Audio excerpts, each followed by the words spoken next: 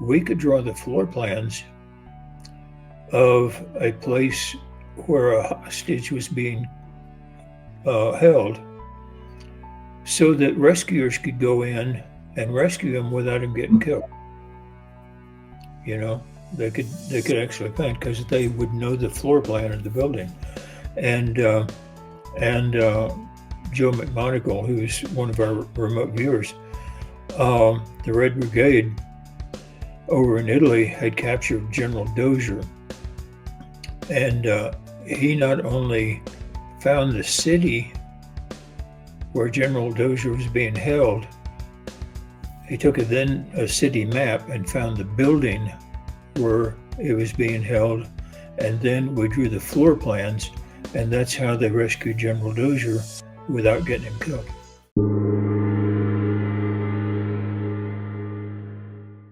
Okay. Welcome back to the Consciousness of the Way. I'm very excited for this podcast today with this new guest.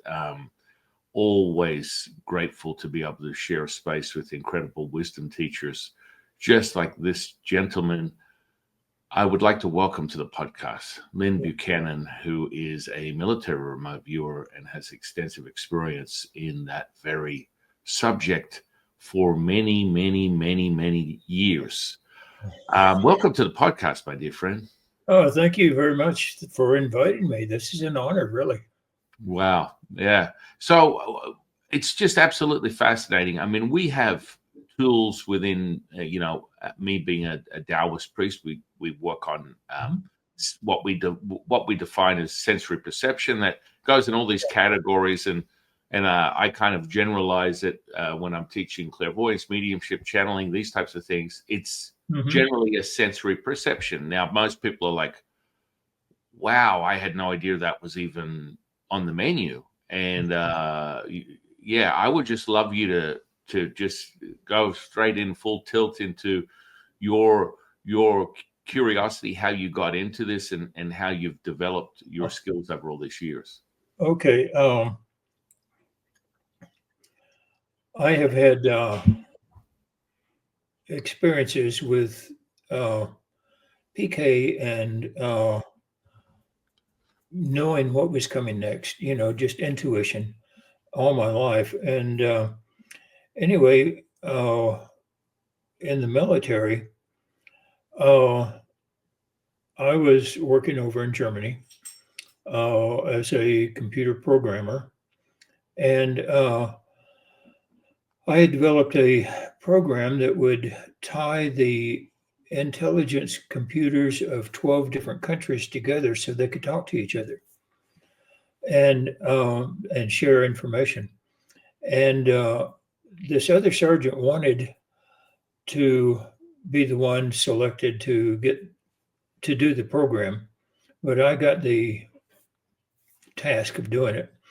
And when I got it finished, the day came when I was to show the commanding generals of all 12 countries the program and show them how to use it and all that. So we met. I went to the bathroom to make sure there were no wrinkles in my uniform and my hair was in place and all this other stuff, and when I got back, I gave my little song and dance to the generals, and I turned around and I hit the enter key, and the screen went dead. And they all started laughing at me. And I turned around, and this other sergeant was at the back door of the room and said, "Gotcha." I got flaming angry. And you've heard of poltergeist kids? They're the ones that they get upset and things start falling off shelves and things like that. Yeah. Mm-hmm. Absolutely. Yeah. That's actually a very common thing. Most people don't know that. It's a very common thing. But I was one of those. When I got flaming mad, the entire field station went down. All the computers in the entire field station just burned out.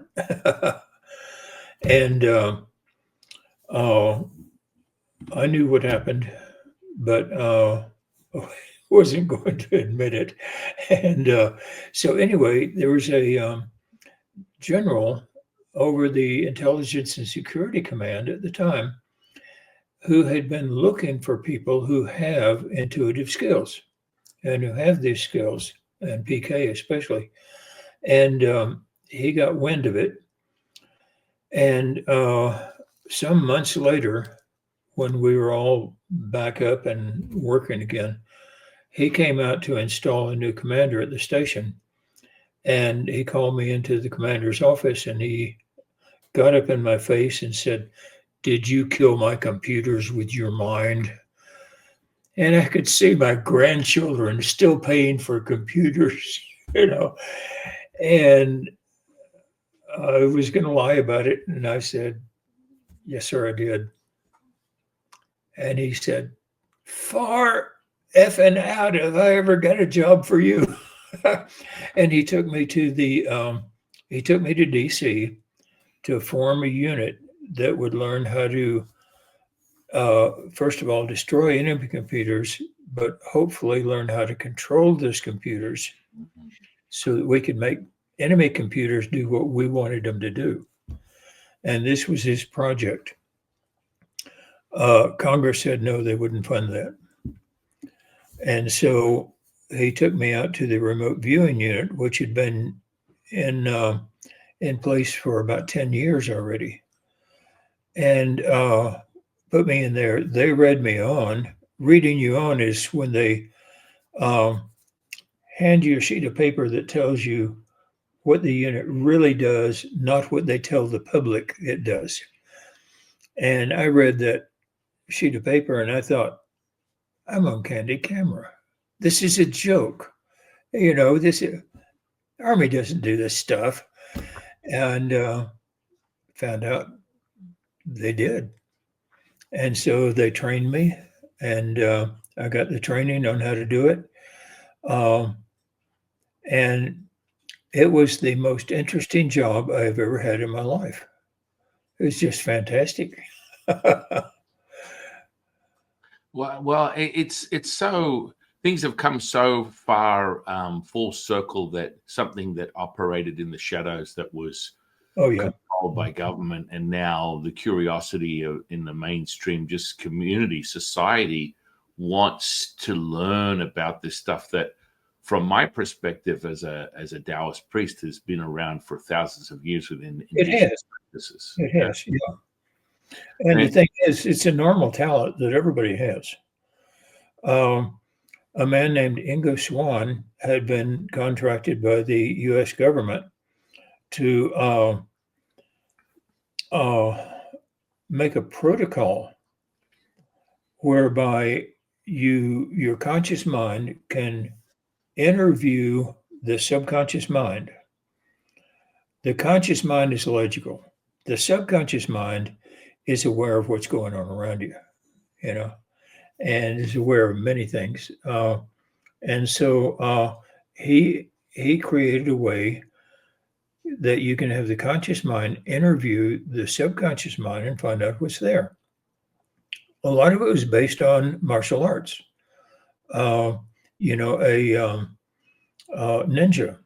they have Soki no Jitsu, which is total awareness of 360 degrees around them.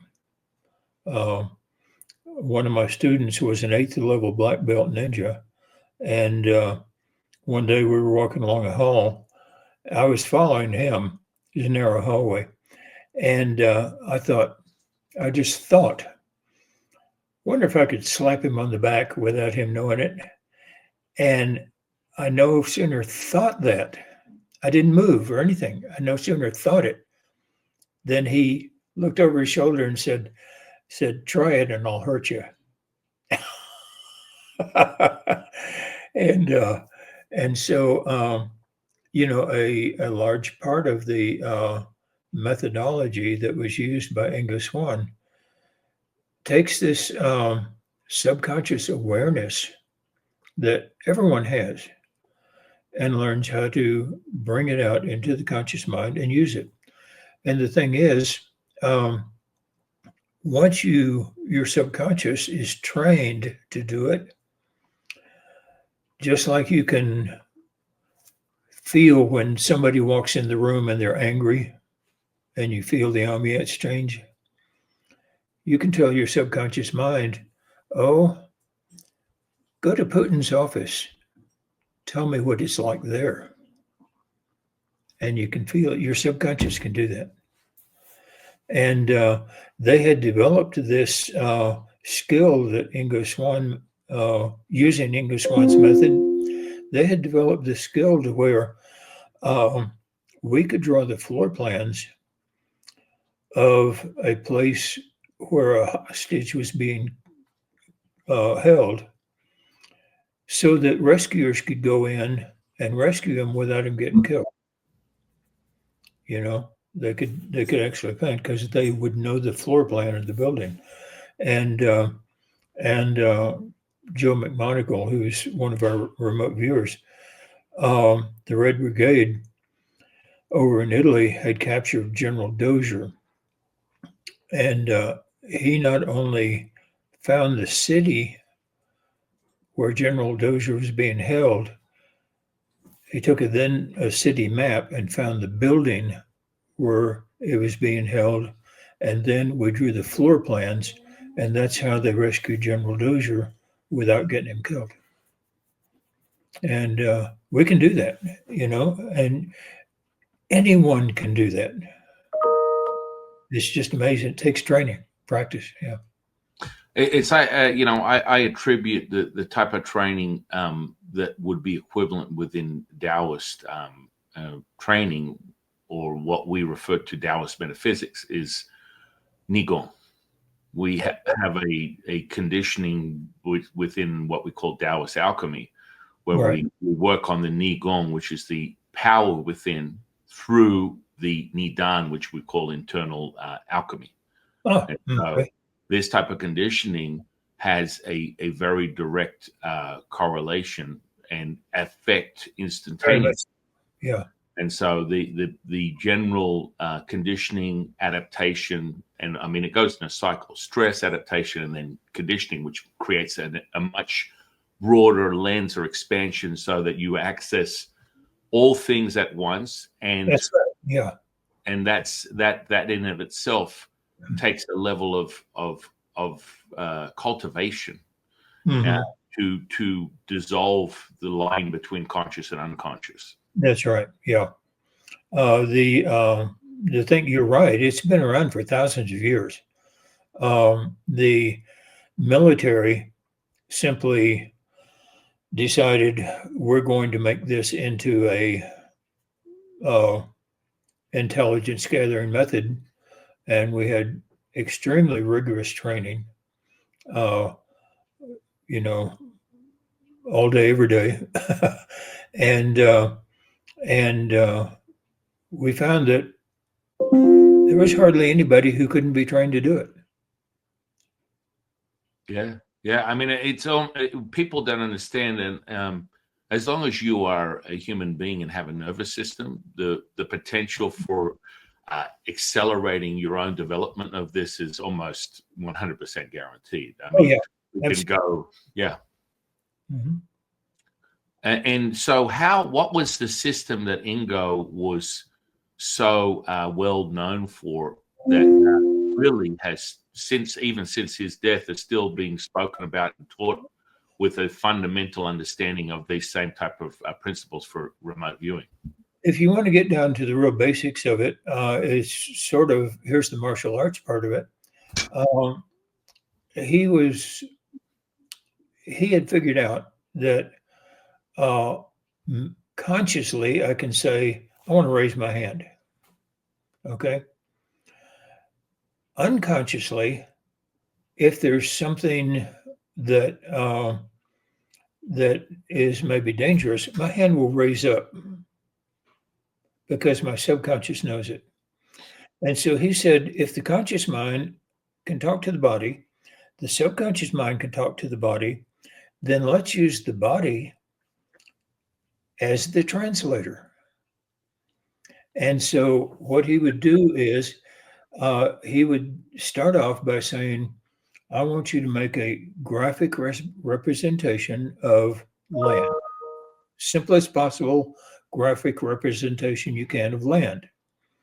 And we draw like a straight line. And okay, how about water? And we'd wavy line. And how about something man-made? And we'd draw an angle, something like that. And we'd do this over and over and over thousands of times.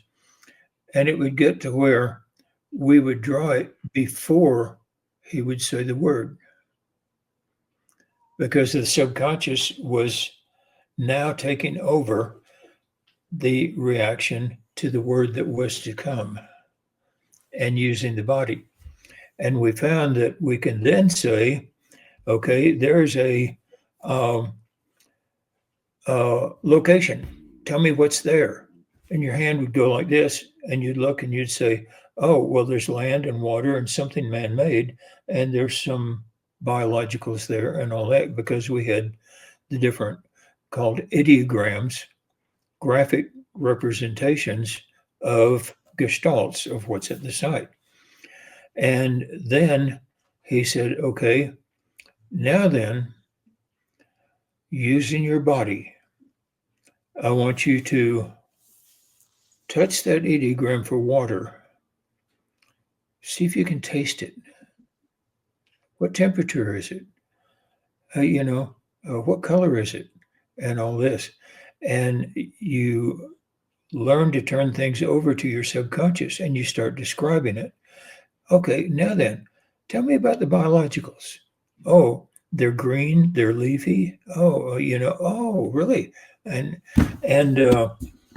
pretty soon you have totally described the location, even though you don't even know what the location is. They just tell you, there's a target location. Describe it. You see, that's the interesting part that people, their finite intellect really breaks. Right. Yeah. It's almost like it freezes up, it jars, it repeats itself, it glitches. When you explain to someone you're accessing now. Right. What? So for me, I use exercises with some of my students where I'll go, okay, take a quarter. And I'm out here in Nevada, Las Vegas. So I said, take a quarter and we're in a casino somewhere. Go put it somewhere. Okay, they come back. Now I'm going to use you as the barometer, the tuning fork to find that quarter. Yeah. Mm-hmm. And I just follow their resonance when they're in line or not in line, because that has already been created in their mind. The information is sitting there. And this is what we call a transformation, where you reach for the heavens, you reach for the stars, you reach for the earth. This Right. is 3 transformational skills that embody this illuminating training. Right. And this is what we call Shen projection, which is spirit projection. Right. And, it's the now moment. And so for someone who's a hypnotherapist or someone who's a psychologist, ideograms or ideomotor response is very logical in relation to what happens within the body. Yeah. The body is a tuning fork, right? Mm-hmm. Yeah. And so when I use this example, people freak out. This is what we refer to as an ancient technique, which is body dowsing. So we're able to find power centers, ley lines, vortices, energy points, and this is purely tuning. In lots of cases, many of these practitioners may use things like muscle testing and things like that. I'm conditioned my training and how I train others. I can feel into the energy without touching them. That's really a critical part. And that's just, as you said, a conditioning, a repeatability. And I mean, in most cases, people would rely on the understanding of neuroplasticity, that if conditioned and repeated, it becomes an autonomous process, which means you're accessing that. And so when you think about something, the information is instantaneous. We're not having to conjure up something where it takes minutes, hours. It is now. That's right. One time, when the Marines had the helicopters going over to rescue the people in Kuwait. The Marine helicopters ran into a terrible sandstorm, and it just grounded them. Right. And so that effort was called off. We were following that. We notified the president 10 minutes before the electronic message got to the president that the helicopters had been grounded. I mean, the minute those helicopters were grounded, we knew it. I mean, the very second they were grounded, we knew it. Took 10 minutes to get an electronic message to the president that that mission had been scrapped. We already had 10 minutes before that, we'd let the president know. Yeah. I mean, this is the tuning of information, and when trained appropriately or effectively, it's an actual repeatable, a repeatable method that it builds on itself. What I always explain to people is this is not the same as a limited transitory effect of the body. This is something that is a consistency. Within Taoism, we refer to the pulse of animation as the primordial mother. This is the magnetism that animates everything in this reality. That's right. So we tune to that. That is a constant. It never leaves you. Thoughts and feelings are transitory and they're impermanent. They will diminish. They will fall in on themselves. And that's a wave. It's not a pulse. And so that will always return back. So now you have to train yourself to move into that pulse. You know, just like you and I are experiencing now, the charge and chill that we're getting from the union that we're in is more visceral effects of this biofield unification. This is now, we're experiencing it right now. I mean, this is what we call, basically, let's talk monk PK touch, because I love going on that subject with illusionists, magicians, because they make money from pretending to do it, but I do that stuff for real. It's like, it's not that hard to do, perform or access psychokinesis in a real-time scenario. Do you want to share more on that? The Chinese have been developing that quite effectively, and we have videos of them putting things like needles and pins into a glass jar, and then through thought, the needles and pins fall out of the jar onto the table with, going through the glass without making a hole or anything like that, just fall out onto the table. And they've been doing these studies for a long time. Yeah, I find this really interesting. For me, I've experienced and witnessed some pretty things, most things that people would consider delusional or not possible within this state. We refer to our ancient training as bringing immortality, crystallizing it into the material. This is what Taoist alchemy is. So you're fundamentally detaching from the very finite, limited intellect and attaching as all things. And that's why we call reality a bellows. You're contracting and expanding at the same time, which you understand. Many people, depends on where they're at their own journey, they feel like it's WTF. What is, it's it's crazy. What does that even mean? Yeah. Am I breaking up on your end? No, I'm pretty good. I can see you just fine. Am I breaking up on your end? Terribly. Yeah. Yeah. Okay. No, on this end, I can see you, hear you, everything. I can see myself perfectly. Perfect. Good. I probably came back right now. Can you see me now? Yeah. So, I mean, this is really part of this. So, a part of training, and I have a lot of dear friends that are remote viewers because I think it's a fantastic method of basically clicking up your consciousness, because you realize there's something more in this reality than what you assume, because you're accessing information that would be virtually impossible to obtain. So things like precognition are great ways to sort of give you validation and different developed skills like telekinesis, pyrokinesis.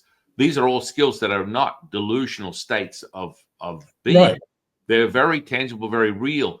Now, when you're experiencing this stuff, Lyn, we call the substance the Fajin. So when you access this pulse and the energy is evident and you feel it like we're feeling it right now, it's like, okay, this is like you're playing with this stuff. It's palpable. It's real.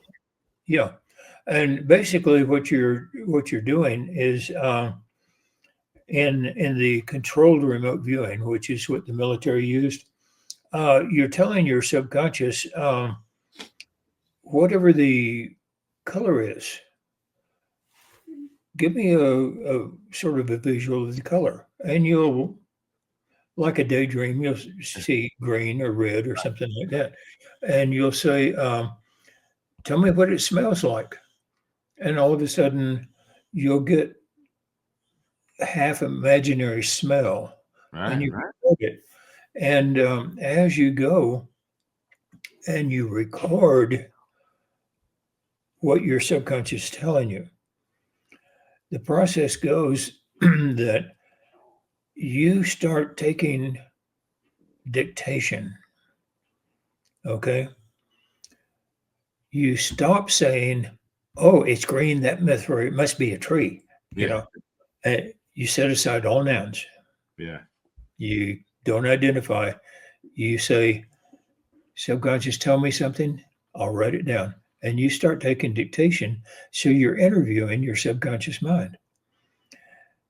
Not like most interviewers do, where they say, oh, he answered this, therefore he means, they just, you just report exactly what it is. And as you go through one of these sessions, your subconscious actually takes over. You never go into an altered state.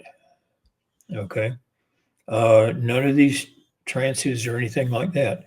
It's a martial art. Right. Yeah. I mean, when we talk about altered state, I teach people channeling, and that's a form of information that will transmute, because I am now feeling into a form of energy that is giving me information, but it will also come in body language, expressions, sound, all this kind of stuff changes. And people go, you almost look like you're being commandeered. Well, in essence, I'm tapping into that source of information, and it's transmuting through me as such. It's information retrieval. Yeah, that's all. It's information retrieval. Right. But when you say this is where Nigong comes in, we refine Nigong as the supercharged version of multitasking, where you can access everything at once, meaning that if you had a traditional healer, per se, someone who says they're an energy healer or whatnot, they would sit there and they would conjure their attention, intention, and look for an external source to somehow give them an insight that then they can transmute this information. Yeah. Now, that's an exhausting process, in my opinion. It is, but the controlled remote viewing that Ingo created goes a little bit different from that. I don't want to know everything about the site. Just tell me about the biological. Don't tell me about anything else. Just tell me about the biological, so I can report it to the customer that needs it or something like that. Okay, now then we've talked all about the biological. Now, tell me about the land. And so instead of trying to go be aware of everything, you establish that contact with the site, and then you say, I don't want to know about everything. Tell me about this. Now tell me about this. Now tell me about this. Now tell me about that. So it's a very highly organized way of doing it. Yeah. What people find perplexing is that can it be that simple? Absolutely. And that's the hardest thing to teach hardest thing for me to teach about controlled remote viewing is that it's not hard. Well, you get it. Well, for me, for when I access information, it's now. I don't have to. It's not like. And so, what people get caught up in is direct source information is now. That means that if I don't have to sit here and have a conversation, because my grid and my framework of how I communicate, this is why we mention ideograms, because everyone will create their own version of translation for their information, which I think the audience needs to understand, that ideograms, ideomotor response is something that's more common in things like Ouija boards, dowsing tools, pendulums, which gives people this relief that there's something more. Yet it's like it's just moving through the body, like the information is moving through the body, and they've found a tool to isolate that. That's right. And in the remote viewing, we have to be trained to not think, what that means is just the facts, ma'am, and we have also found that the subconscious is not limited by time. However, the subconscious works present tense. Therefore, you say, what will happen tomorrow? The subconscious mind says, well, this probably, this is going to happen and all that. But we say, we have a command, move to tomorrow. That's your new present time. Now, what is happening? And you get so much details that are so accurate. You can say, move to 10 years ago. Now that's your present time. Now, what is happening? Present tense. And your subconscious mind works present tense. So we have found that if you go to a natural psychic and you say, tell me what happened to Aunt Maud 20 years ago, they'll do the thing and they'll have some success. You tell them, you simply use the words, move back to 20 years ago. Now, what do you see Aunt Maud doing? You'll get more information and it'll be more accurate. Now, this visual effect, I found that I've always had no limitations on my sensory perception. So all the vitals have always been pretty much regulated. Most people, when they start this stuff or they come to me for training, they have an excess of deficiency where they're hearing stuff, but they're not seeing stuff. They're seeing stuff, but they're not speaking. And so you have all these different, versions of where someone leads with how they receive information. That's right. And to regulate, we use a technique of cultivation to regulate the imagination, so that through the body we access the vital organs, which are the 5 elements that we use, and from that we elevate their imagination, which is the portal to being able to create this stuff. Yeah. Let's talk about the experience for people that are listening that are curious about this type of stuff. For me, when I first tapped into this, and you can speak on it for your own experience, my first experience with being able to access this type of present now information being commandeered by my own state was literally like I slowed it down. So I got to literally move into the moment, and it was as though I was flying through the sky right to the point of origin of what I was interested in, and then it expanded on that. It was as if it was like superhuman powers. And of course, now when you're in that moment, it's now. So you can control how slow or fast you receive this information. I would recommend for most people that you want to keep to the now moment, because it can then start to play with the intellect. This is a part of the training. One, we train people to not go to the site, because there can be emotional, spiritual dangers at the site and all that.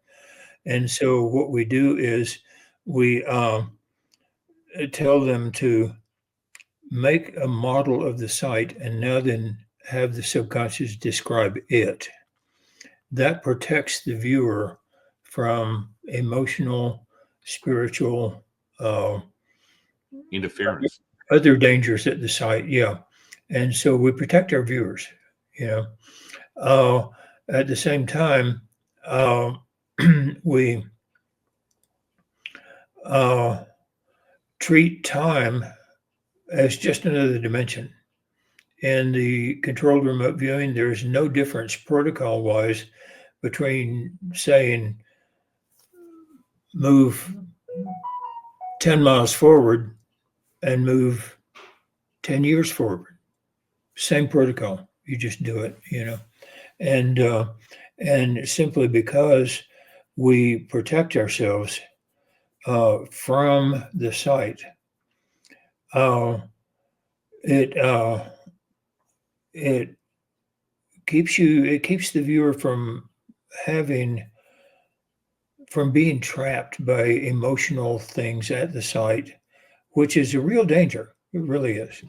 And um, we have found that if you do that, you can also change things in the model. Here's the weird part. If you change things in the model, it will influence things at the site. And so it's it's a real thing. Also, since we're not actually going to the site, people have out of body experiences, and people pick them up pick up an awareness of them being there. One of the beautiful things about the controlled remote viewing for the military, let's say you have a guard dog, a guard with his guard dog walking the perimeter of a secure facility, and you mentally go there. That guard won't know, but the dog will alert, you know, and that gets reported. And so then the next day, the people say, well, if we've been spied on, let's go to plan B. All right. We make a model of the site and view it. Therefore, even the dog at the site doesn't alert. And so the information we get stays the same. And we know their plans, and they have no way of knowing that we were there to get it. So, Yeah. as far as intelligence gathering for the military, this was a beautiful thing to keep us from going to the site. Yeah. Now, this is really interesting for me because it seems to be quite popular. I mean, you get these categories of fascination from anyone that's seeking more of this sort of Oh, yeah. mystical. In most cases, people think it's just mystical. It's very tangible. It's very learnable.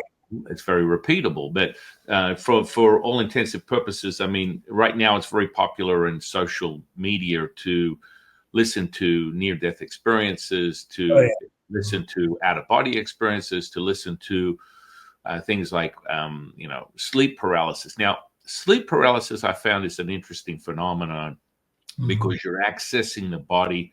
Normally, this is, for me, is a starting point for someone to consciously leave, using the body's vibration to help them exit.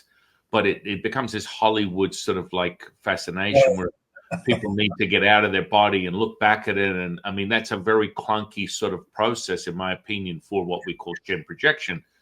What are your thoughts on that? Because it's very popular right now, and there's a lot of people that are really focusing on shutting down their physical body and exiting And I think that's problematic. It's taking way too much energy from the process. Oh yeah. Oh, everybody wants it to be mystical, and it doesn't. Uh, I get many students who come, and I just have to basically crush their expectations for mystic, and then replace that with real. Right. And but I went to the Monroe Institute in Virginia. Have you heard of that? Oh yeah. I've spoken to Tom Campbell many times. He's Oh a yeah. Uh-huh. friend of mine. And there I had my first ever out of body experience. Totally fascinating.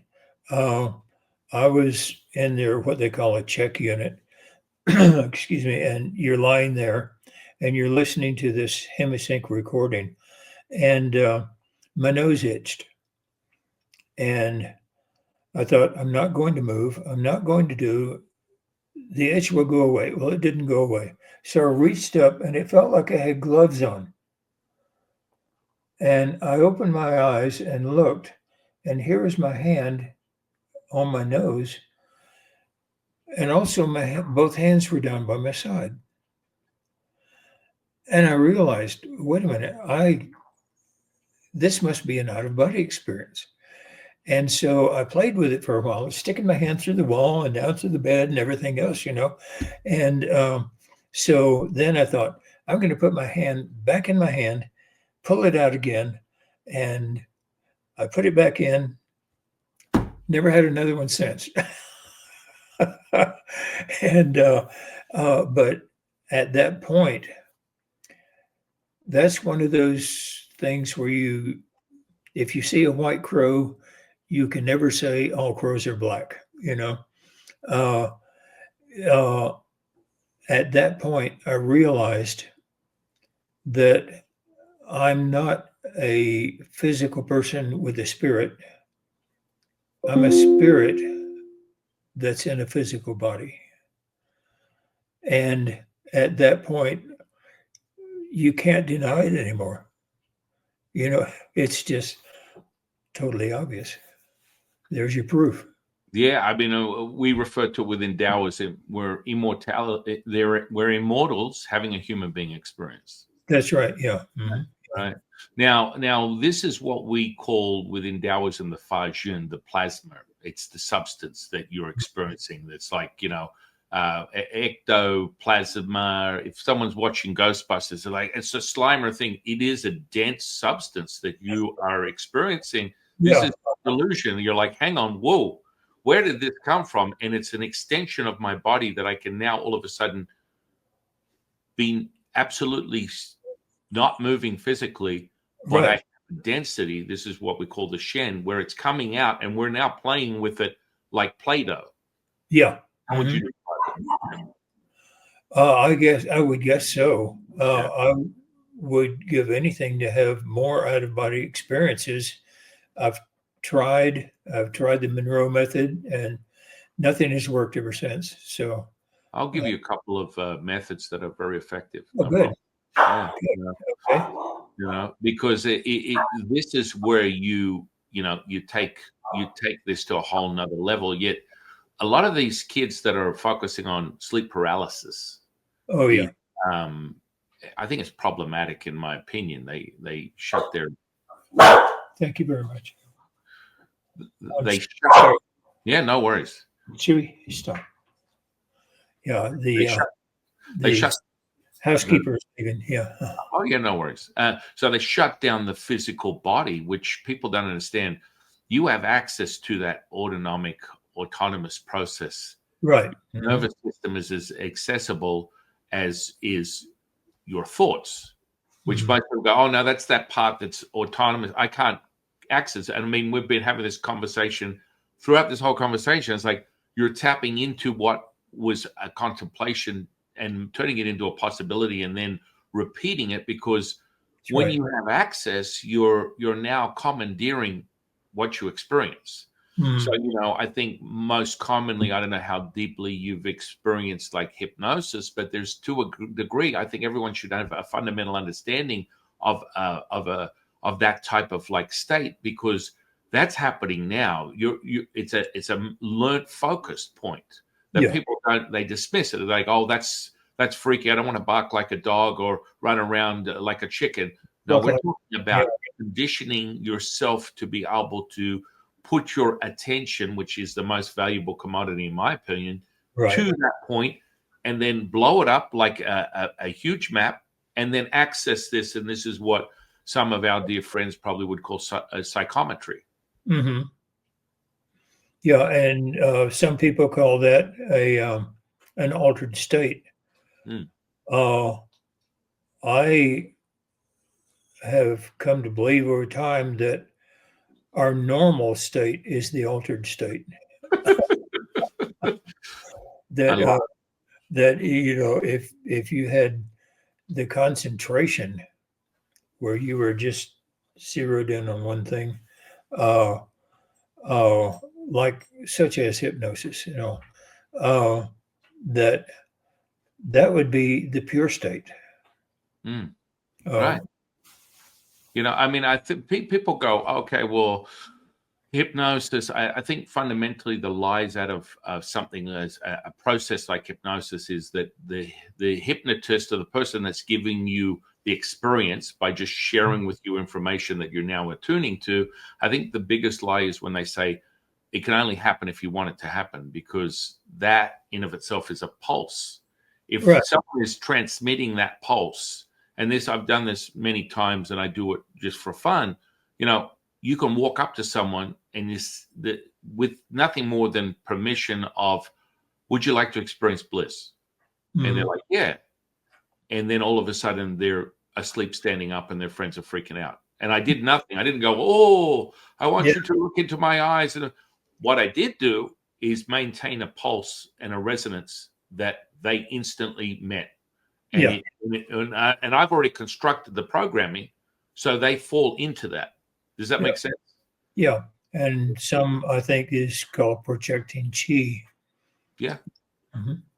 And then all of a sudden they're in a space. So what I refer to as when you're emotional, you're suggestible. This is the opportunity. It's not something you need to run away from, but you need to realize that have you ever heard of a guy named Darren Brown before? Yes. Yeah. So when he uses his techniques, he claims these are not magical. He's not a psychic. He's not a medium. He's none of those things. But he understands how to access unconscious very quickly. That's right. So one of his favorite methods, right, is when he reaches into a bowl of rice that would, how the hell would you know how many grains of rice it is? And he'll reach in and he'll grab the rice and he'll hold it in his hands. And then if he's playing to an audience, he'll have someone who's his assistant will go, now slap me in the face. Yeah. And they're like, what are you talking? What? Slap me in the face. And they'll slap him in the face and they'll go, 236 grains. And people are like, what? What's going on? And then he'll drop it on a plate and they'll count it out. It'll be 236 grains, because he's accessing the now moment, distracting the intellect and accessing direct information. You want to explain that to the audience a little bit? The best explanation I think I've ever heard is that your subconscious mind is a whole lot smarter than you are and a whole lot faster than you are, and you're just slowing it down. Right. The capabilities of it. I mean, like I say, we can draw the floor plans of a building when we don't even know we're viewing a building. Yeah. And we don't know where the building is. We don't know why we're doing it and all that. And yet our subconscious mind will know there's a building somewhere on the planet Earth where a soldier is being captured and held. Draw the floor plans. And the subconscious will move your hand. And you can do that. Yeah, motor. Yeah. And one of the things that we have to teach people is your conscious mind has to get out of the way. Just let your subconscious do the thing. And that's why we say you're only there to take dictation. Transcribe. I say transcribe when I, Transcribe. I transcribe it from my teacher, Latsu, who I've channeled for 30 years. He's a facet, what we refer to as the facet of the diamond. So the diamond of perfection is the consciousness. He's a facet of it. I like having this relationship with this spirit to get information. That's how it's comfortable for me. That's it. Can it be a now moment? Absolutely. But I prefer the relationship where he has formed a character, information. It's more complex for someone that's not conditioned to understand this, because you can really start meeting your mind's distortion instead of direct source information. But I had that direct source information for over 30 years. So how many people in history have written top quality books that survive, and they're very quick to tell you, I didn't write the book. The book wrote itself. Right. And if you can get to that point where actual spelling of words and actual sentences can come through to you,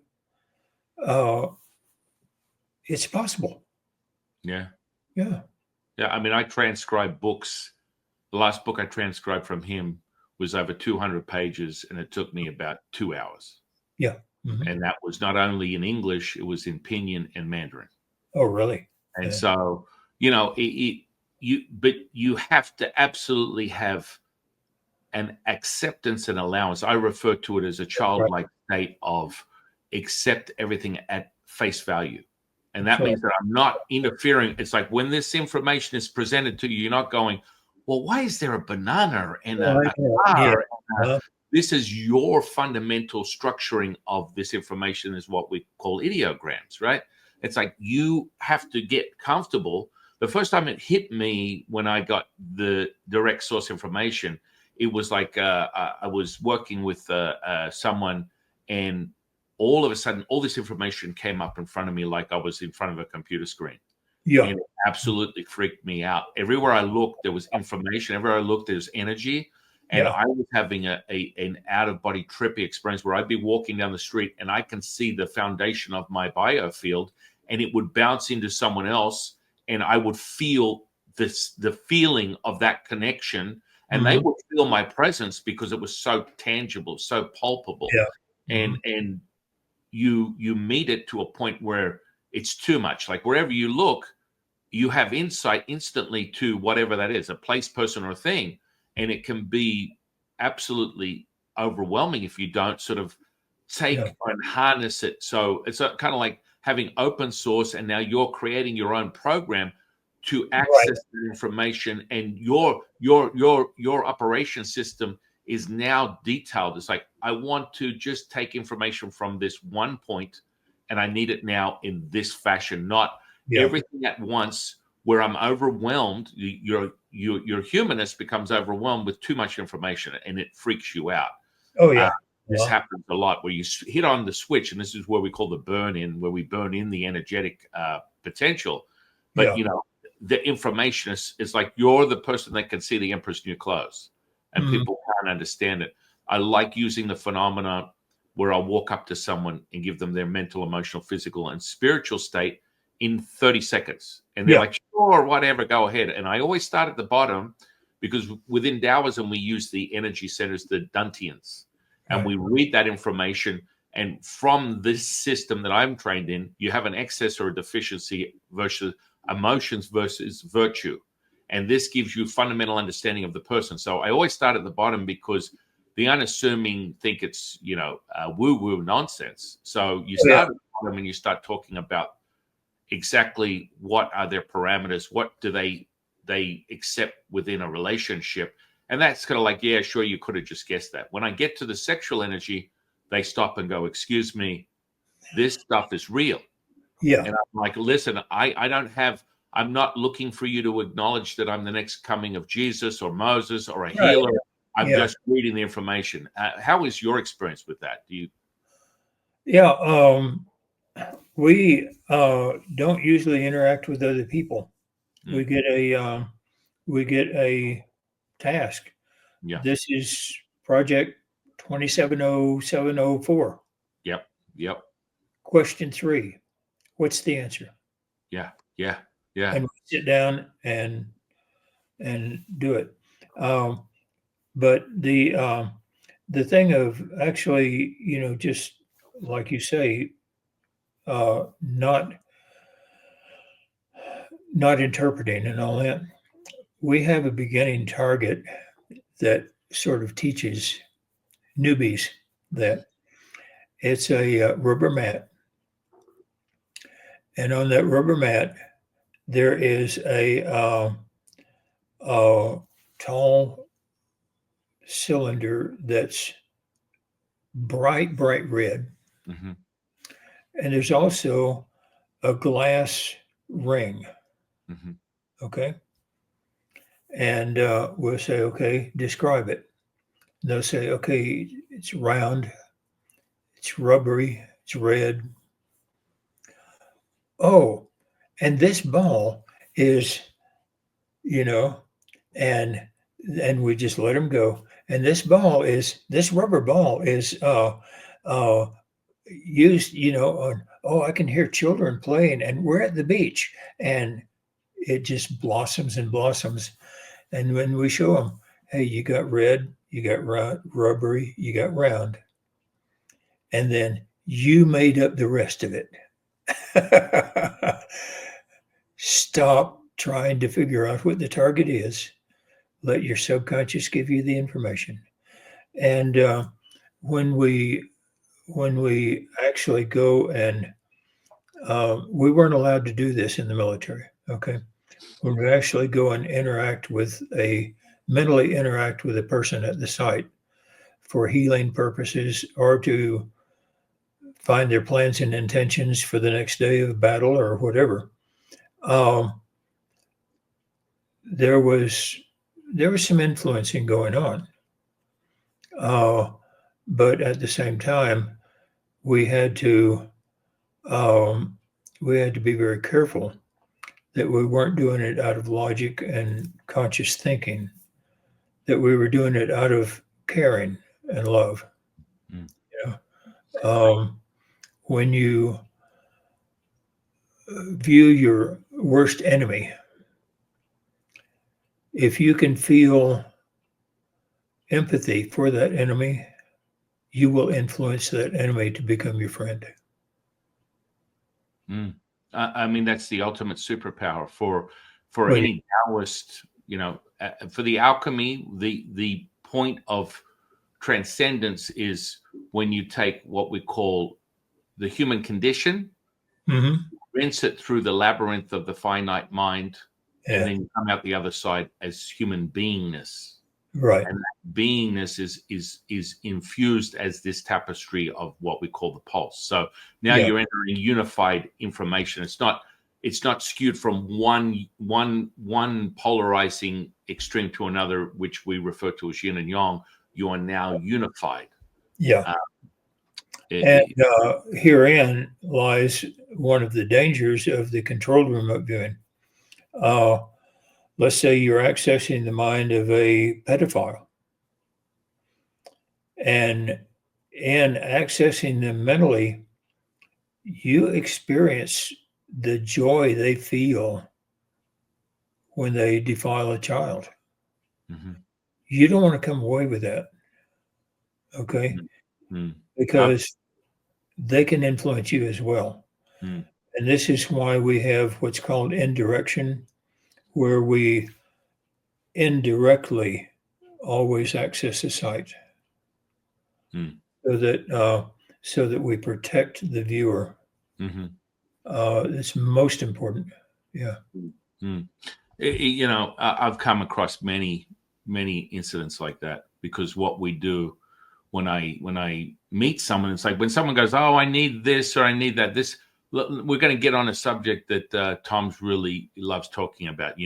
Probability of opportunity through your intention that Yeah. change the outcome. Right? your attention intention can absolutely change the outcome of this present moment Sure. Yeah. with just injecting that potential in there. So, you know, whenever I come across someone, or say, for example, I get someone saying, oh, I need a remote viewing or a healing or a clearing, I don't need anything about them. And they're like, what do you mean? No, well, that's just in our moment. It's like, well, don't you want my name? Sure, if you want to feel better. You need my birth date? Or none of that's necessary because it happens right now. And people freak out. They're like, but I didn't give you anything about me. That's because that's absolutely not necessary because it's already in play. It's happening. Yeah. It's just like when they give us a task, they say, this is project 9704, question 5. What's the answer? Yeah. Them telling you that has no meaning whatever. It's just for record keeping. Right. And the minute they say that and you start a session, you don't remember those numbers. They're not important.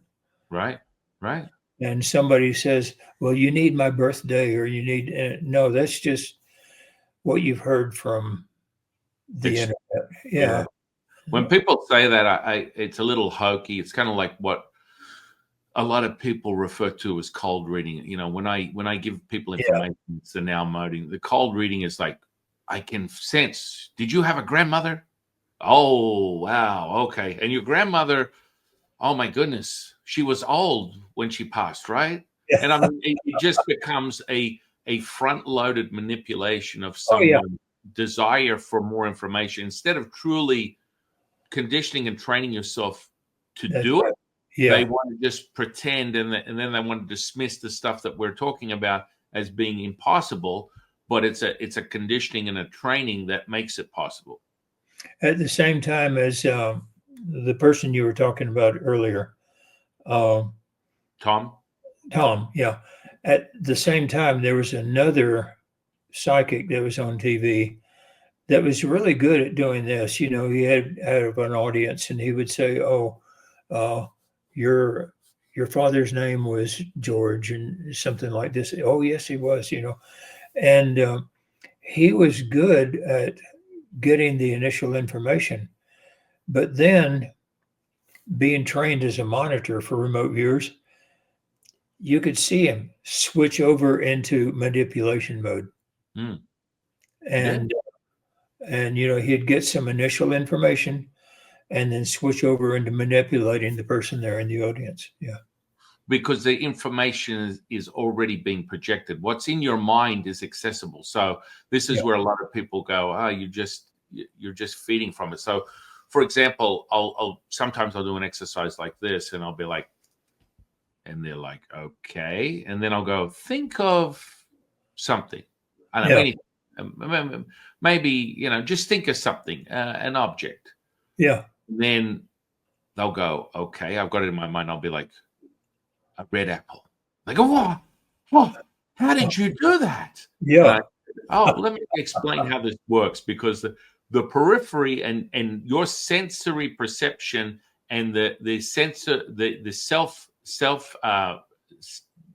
receptors on your dermal layer of your skin is taking in information all day long. You are just a hub of just filtered information that's coming from every direction. And so I try to make sense of it. But what I did was, in the corner of my hand at a myopic level was red apple. Yeah. They didn't see that, but that's all it takes to be in tune with information that can then be distorted. And it wasn't that I read their mind, but I gave them a suggestion that they had no possible way that that wasn't it. No, you're taking everything in. Yeah. You are consuming everything. You want to elaborate on that? The things we found, my book is called The Seventh Sense. We found basically that your nerve sheaths are columns of water. Those are antennas. Somebody can walk into the room, you're behind you, they're having a really bad day and they're angry. You pick it up. It's the ambiance. the ambiance of the room changes. And that's your sixth sense. It's electrical signals. I mean, you're passing them back and forth. And when you can do that and know how the ambiance changes when somebody walks into an office in the Kremlin, that's your seventh sense. I mean, there's no nerve sheaths involved in this. It's your subconscious. And so what we found out is that a tremendous amount of what's called psychic is ambiance reading. And this is how many of these psychics will read their audience and say, oh, your father's name was George. Yes, he was, and all this. And they start reading the person, the ambiance and all that. And you can be very good at it, but it's not psychic. Yeah. It's just it's an ideogram. That's Yeah. what it is being transmitted. Like, I mean, for the audience, this is sort of a term that was coined by, I think, a hypnotist back in the 1800s, 1900s, that kind of made sense of what is being transmitted from the body. But it's not like you're tapping into anything that's not already in their field of information. So Right. you can dismiss it or not dismiss it. It's still a mastered skill. There's no question. It's, can you now take that present moment and go past or future? Right. And where is that accuracy? And that's where you start to get excited, because that potential is limitless, in my opinion. Yeah. Mm-hmm. It is. But at the same time, so is the seventh sense, the psychic sense. And you talk about ideograms. We have found that anything can be an ideogram, and it's usually called psychometry, where you pick up an object and you can tell its history and all that. And we have taught border guards here, and in the Coast Guard, taught some of the people at the different ports. Touch that container that, they have this port with all these big containers and all that.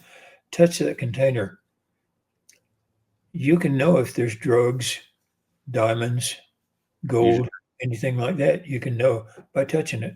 And we touched the border guards here. They check the citizenship of everybody coming down the road, because we live right near Mexico. And I tell them, yeah, go up, just lay the back of your hand on the car as you talk to them, and you'll know if there's somebody or something that's not supposed to, that's being smuggled in the trunk or whatever, and it works. And you treat that car as an ideogram. Yeah, I mean, literally, the programming could be as simple as this for the audience. The framework of your programming is something that is on your list of illegal items. Mm-hmm. Take a shot of that, and now that's the programming of your Midas touch, or whatever you want to refer to it as, psychometry. And the ideograms will give you information. It's like when people ask me something and they go, well, what about this? I say no. And they're like, how do you instantly get this? What? Because that's how quickly the information comes in. Well, yeah. Let me think. Oh, I got to cut. No, it will instantly come to me. Yeah. And the thing is, the ideogram is not a talisman. It doesn't give you the information. Mm-hmm. You touch it, and that's a cue that tells your subconscious, tell me if there's drugs. Right. Whatever the framework is. Yeah. Uh-huh. And by the same token, we have found, we have it's called controlled remote viewing that we did in the military. Mhm. They have also developed one called associative remote viewing. Uh-huh. After you learn controlled remote viewing and learn how to do it, you can graduate into associative remote viewing. And a lot of people out there now on the internet are teaching associative remote viewing without teaching you remote viewing, and it doesn't work. People Yeah. lose money right and left. And um, you sit, use an example here. You sit at a roulette wheel, okay? And you say to your subconscious mind, uh, move to right after the spin. Yeah. If it lands in a black spot, I'm going to drink, Put sip it some, on. sip some coffee. Okay. If it lands on a red spot, I'm going to drink Coke from the other hand. Okay. If it lands in the green, I'm going to slap my hands on the table. Okay.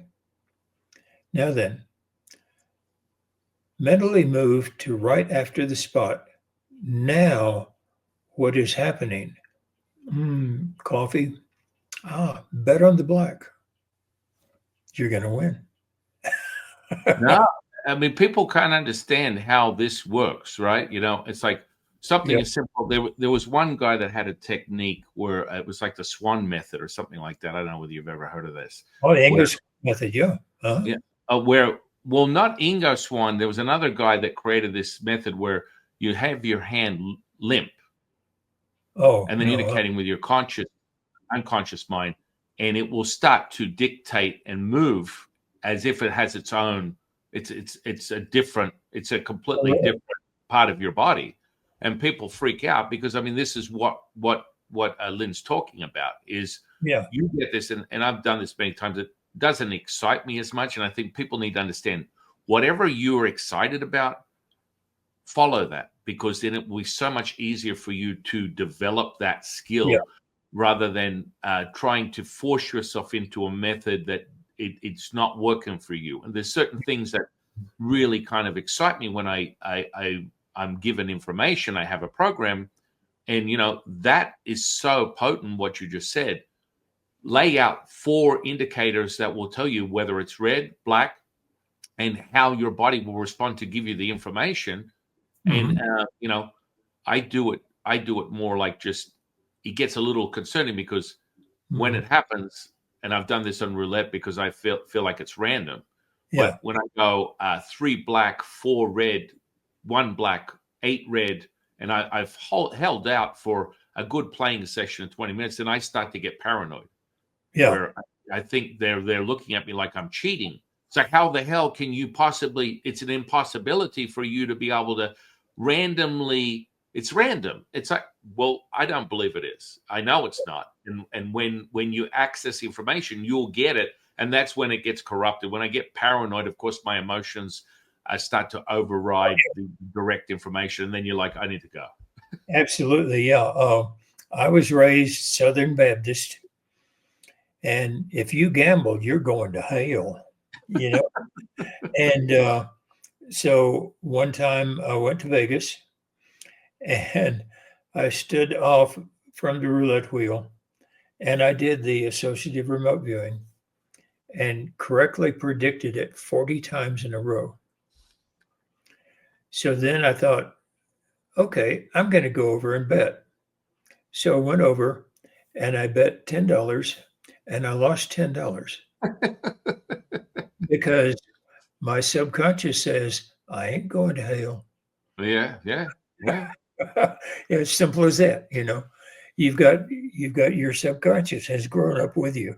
So yeah. It's amazing. The second you even, and that's what the present moment is about. And I don't get moved. My needle doesn't get moved. So if I'm experiencing something or witnessing something that would be considered supernatural, superhuman, whatever you want to call it, when you meet things that are more in the material space, for example, something as tangible as spoon bending, which is Mhm. absolutely real. Yeah. There's a distortion that comes in. So when I'm witnessing that, when I put my attention, intention, there's 3 degrees of development that I like to train people at. First is feeling the tactile resistance of the metal on your flesh. So you're trying to flex a spoon or something like that. That's the first degree. Then you move to, well, once you feel that flex, put your attention, intention, and you can look at it if you choose to, but it's like, I'm in the now moment. It's as if a laser beam has been generated and it focuses on that one point, and literally that material will be altered real time and turned to butter.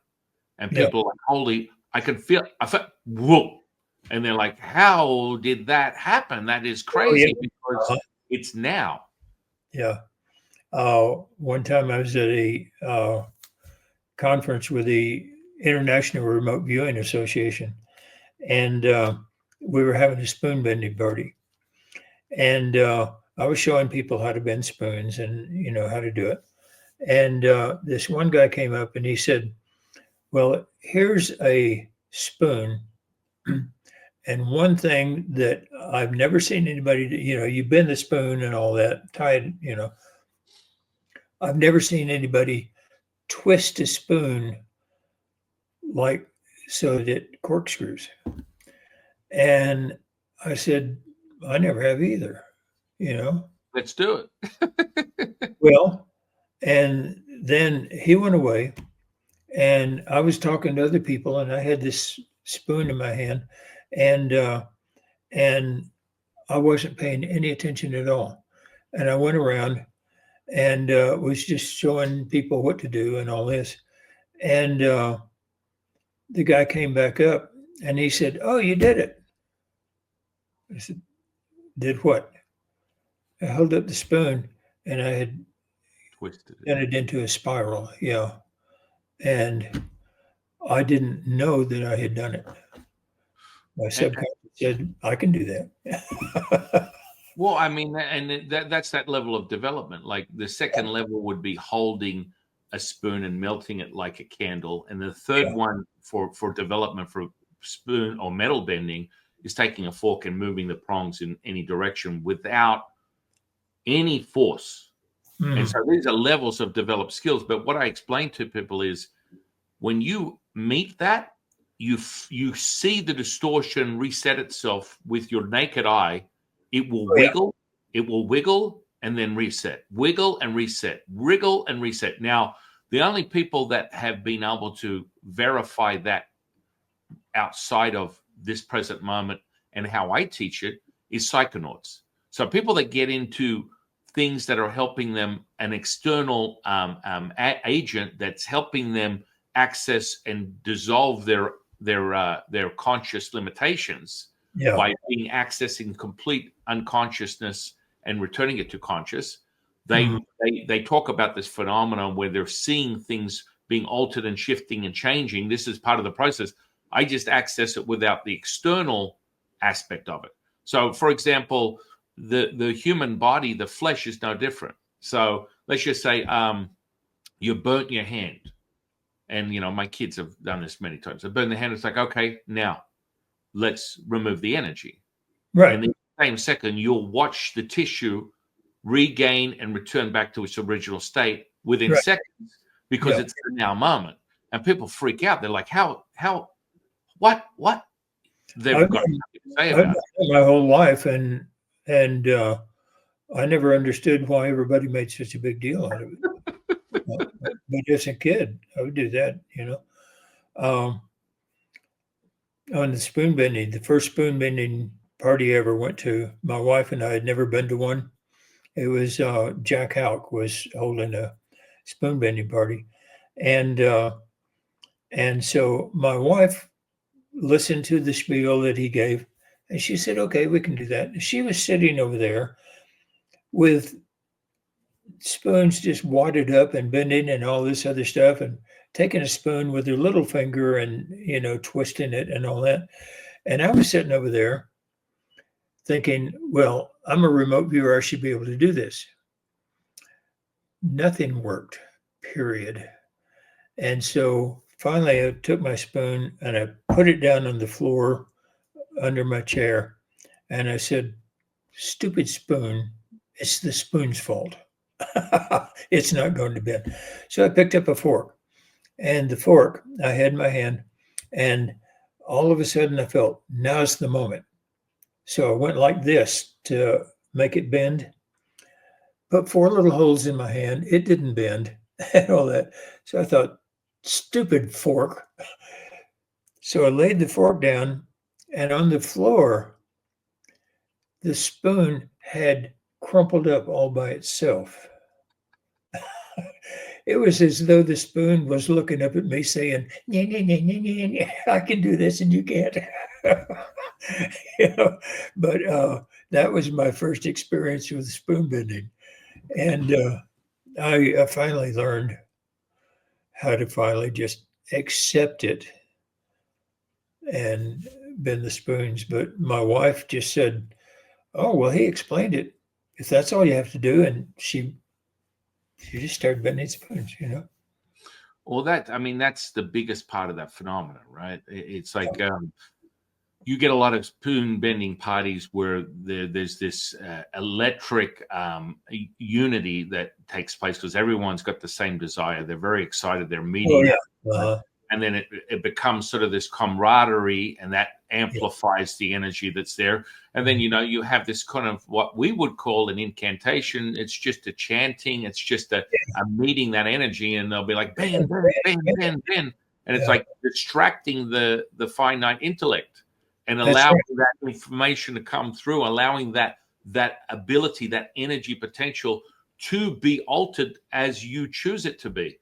And I Yeah. think where Uh-huh. people get they can't. Well, I did it. I did it in the group, but now I can't do it. Right. That's because now they're trying to do it. Yeah. Right, right. That's such a huge word. I think the audience needs to understand that. I mean, this is fundamentally how you alter what you're experiencing, because Right. your unconscious is just like the ideograms is speaking through your language. So if That's you right. want to be psychic, I always tell people, if you want to be psychic, just listen to someone talk for a couple of minutes and you'll Mhm. know everything about them Yeah. because of how they're Mhm. constructing their linguistics will give you very great insight into how they're thinking, how they're perceiving their reality. Right. Uh-huh. Yeah. I mean, brings us down to very ancient techniques for Taoism face reading. More commonly today, they call it behavioral observation, and Oh, yeah. they Uh-huh. start looking at all these different. Again, the body is a tuning fork, so you can literally read someone through their their their inaudible physical response. And if you have a really good sense of it, some people have watered it down to some type of like, well, if you blink 3 times, the adrenaline goes up. I mean, you have these. I'm not a real big fan of these people that go, and the certain part of the brain activates, and this is what happens, and Yeah. a lot of that to me, honestly, and there's people have They're made, using logic as a talisman. yeah, no. They really are. Yeah. Yeah, but they've made a huge career out of it. Like, I can teach Oh, you yeah. how to do this, and I've taught the government and blah blah blah blah blah. And honestly, you're looking at for a Taoist, you're having this inverted effect.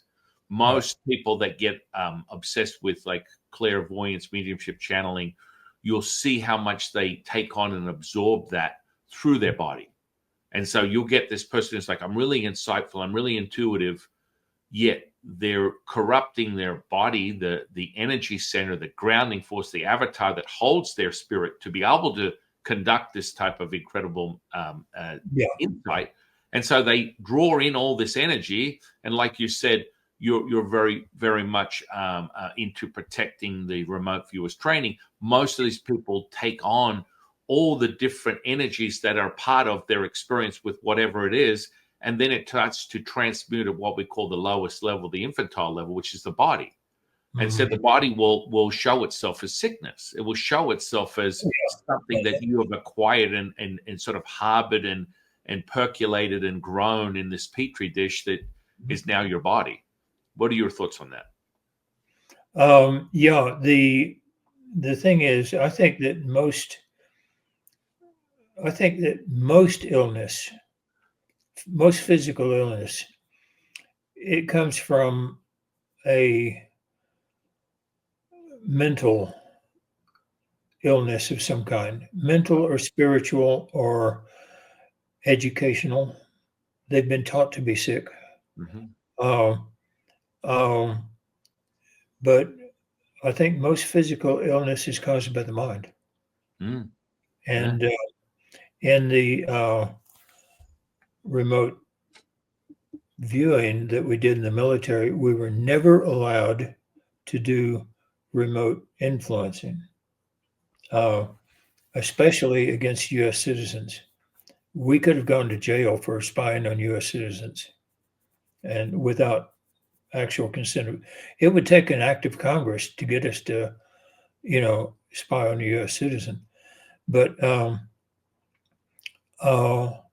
we have found in the healing, in the medical applications, that if you go in to a person's mind and you try to heal them, you may do it, you know, but you haven't done the cause. You've done the symptoms. They're going to get sick again.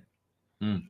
But if you go into the mind, work with them at the subconscious level and work out the problem, they will heal themselves and stay healed. It's holding. I refer to it as holding that resonance. It's That's creating right. an environment where you can, because this happens so often with healers, right? Whether I'm an energy healer, I'm a sound healer, I'm a psychic, I'm a medium, I'm a channeler, and I'm like, this is fantastic. Yeah. Why are you here? And they're like, well, I need more insight. And I'm like, okay. So I'm Yeah. going to ask you one question. I'm like, yes. How do you feel at the end of your day? Yeah. Exhausted. Aha. Aha. Okay, now you really haven't mastered the energy that will have you. If you're Yeah. exhausted, Right. I've had conversations with Tom that have been in excess of 4 hours, right? And he's a sprite young man, 81 years of age, vital, energetic, and we have had a conversation nonstop for 4 hours without a potty break, sustenance, anything, and we just keep on going. Like that charge you and I are getting right now, it's like the Yeah. body is not necessary for this type of awareness. That's And right. when you are able to maintain it, the energy just it nurtures the physical body.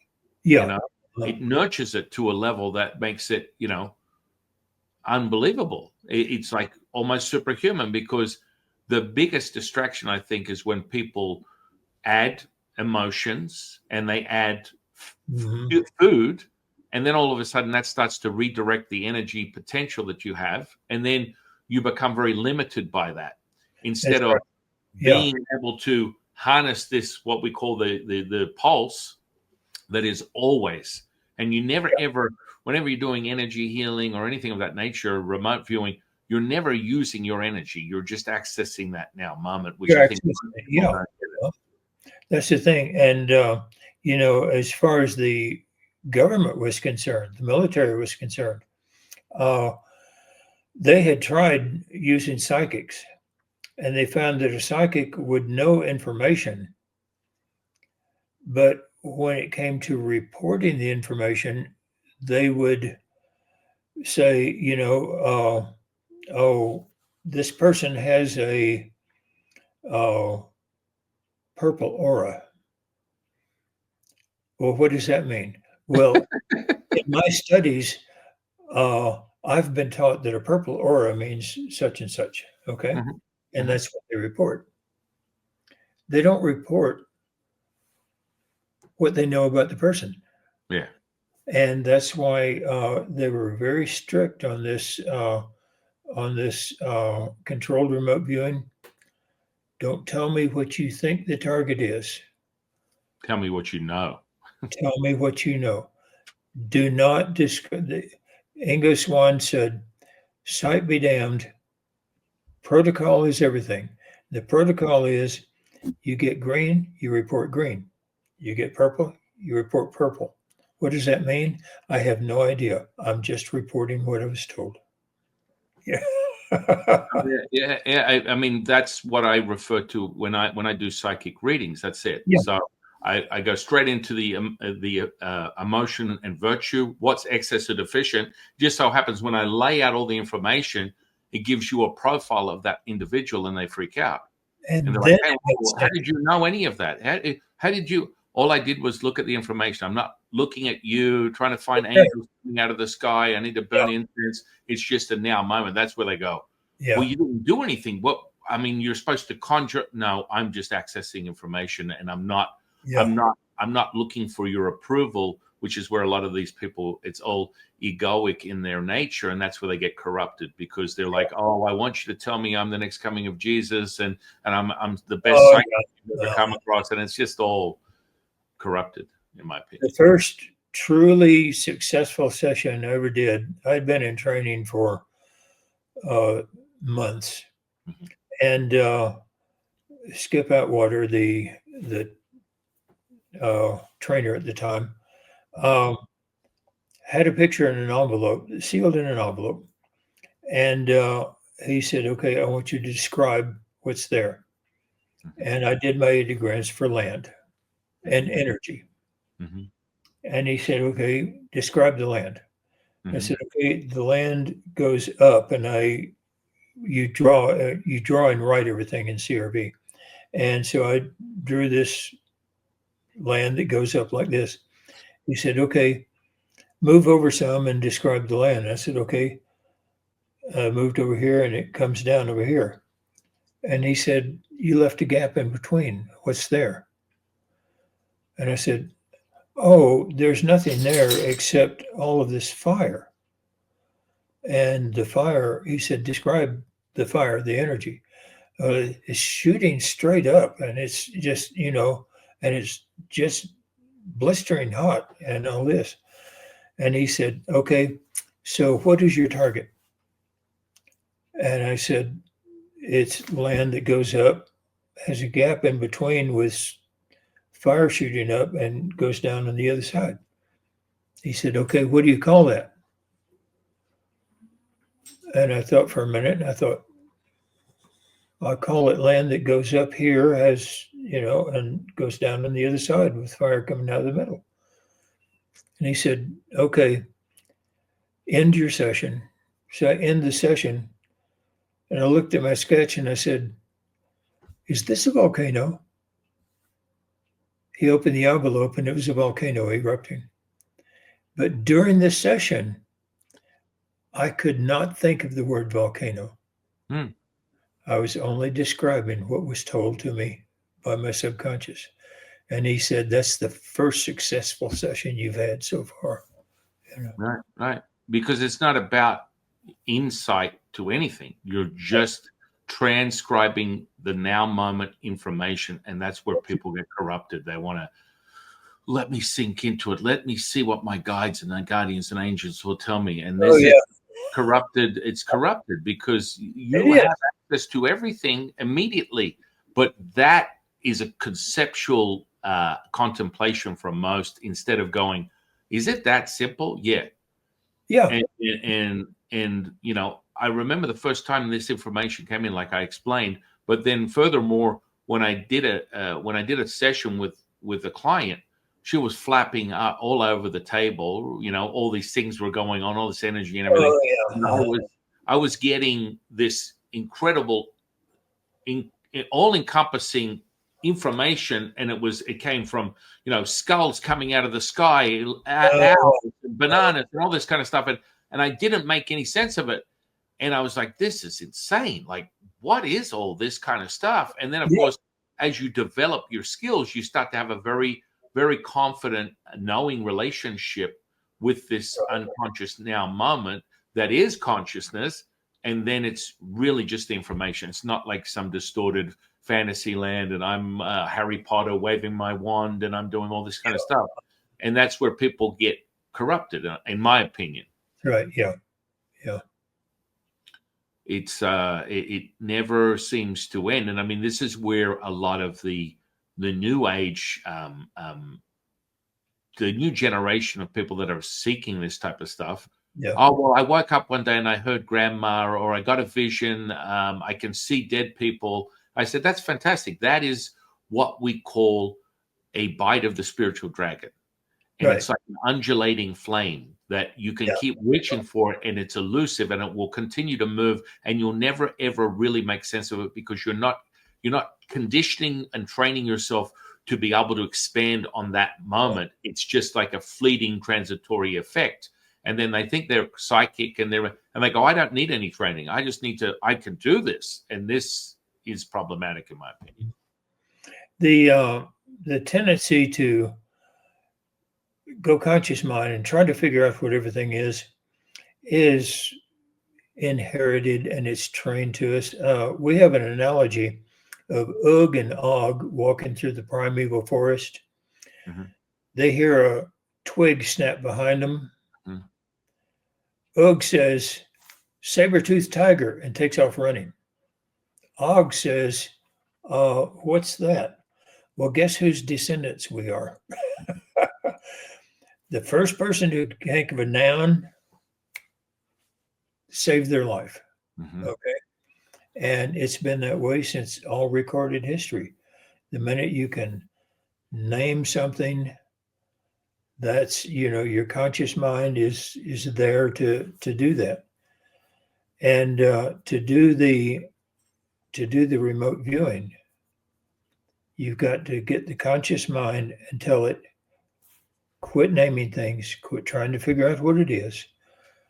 Just, you get, your subconscious tells you something, write it down on the paper, move on, and another analogy is that the subconscious is a truck full of boxes of information, and you're on the loading dock.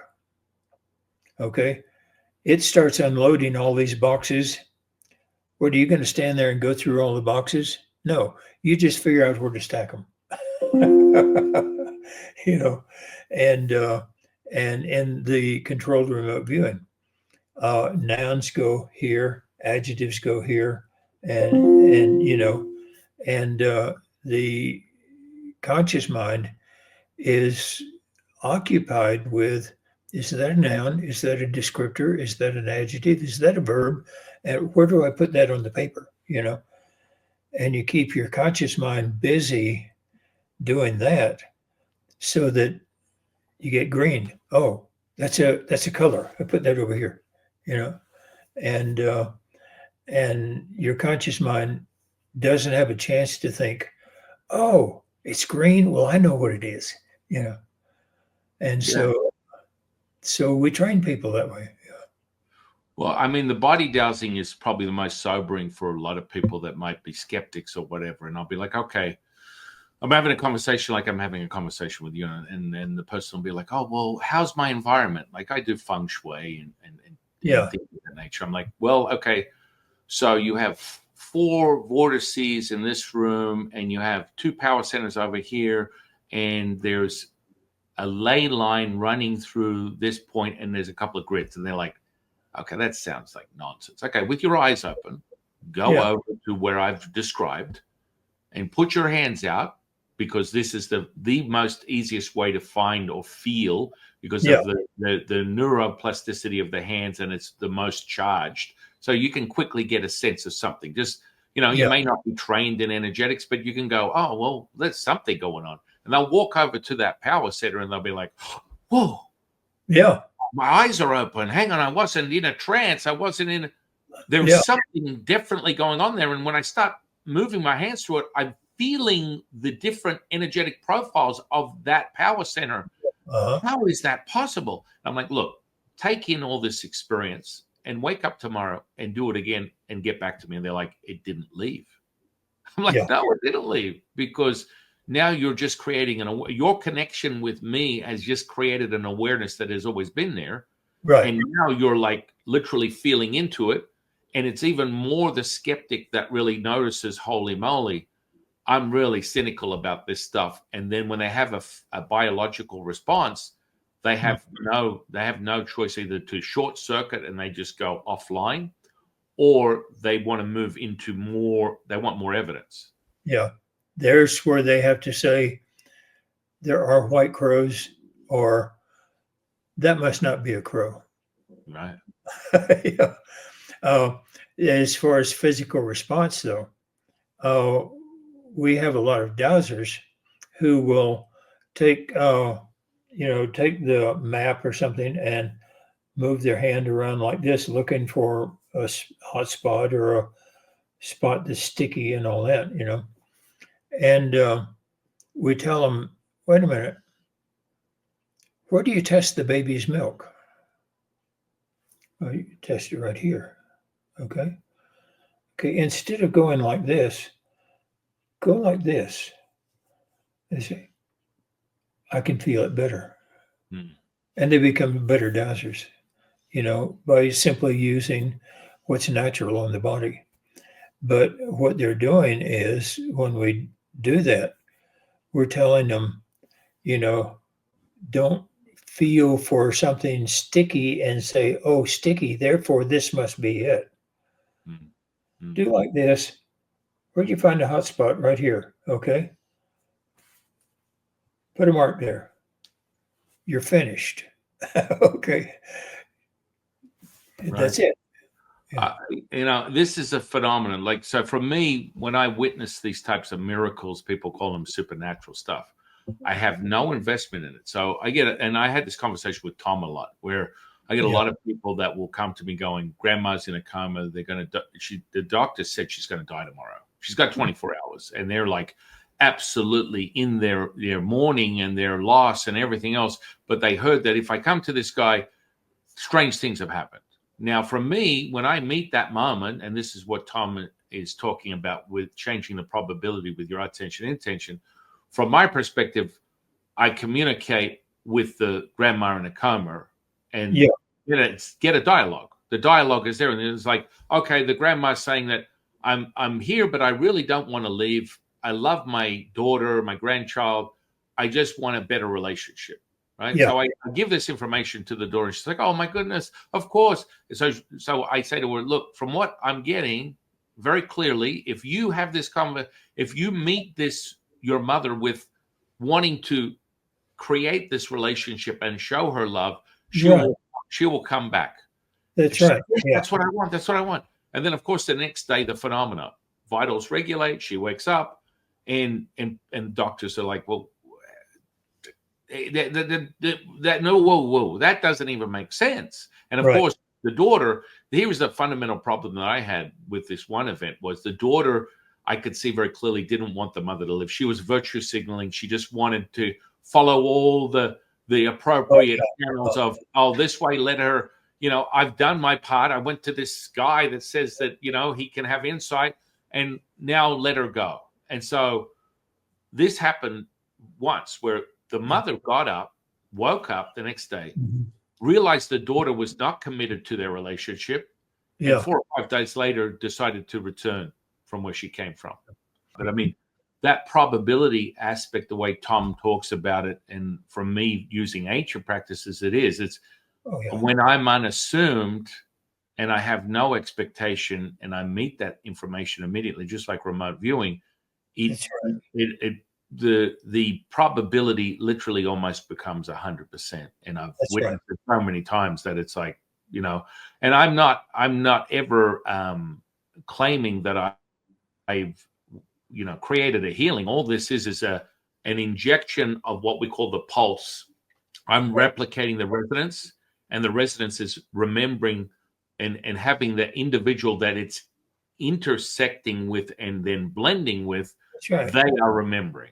And I think we referenced briefly about this healing aspect where people, it doesn't last. It doesn't fuse because they're not being able to hold that container for their development of the healing. So people get a healing and go, oh, I got a healing. Oh, my goodness. 3 days later, it's back. Whether, I specifically remember I had an obsession at one point when I was so in tune with this, it was almost instantaneous. I would look at things. Say, for example, someone had like a sebaceous cyst, and I'd watch it raise to the top of the skin and then explode like a volcano. And I used to have fun with this because it was within my comfort zone of Right. witnessing this stuff. And it would literally work with, and people were like amazed because normally you would have Sure. to have surgery or cut it out, or people would play with Mhm. it and create scar tissue and things of that nature. And it was just a matter of meeting that present moment. And I think that I know that I had no expectation. I wasn't like I walked in here Right. going, I've trained for 30 years as this. Now, so I've been doing this for decades. But when it first happened to me and I learned all these things, I was just unassuming. I just expected, because I had a more of a physical background, bodybuilding, powerlifting. Right.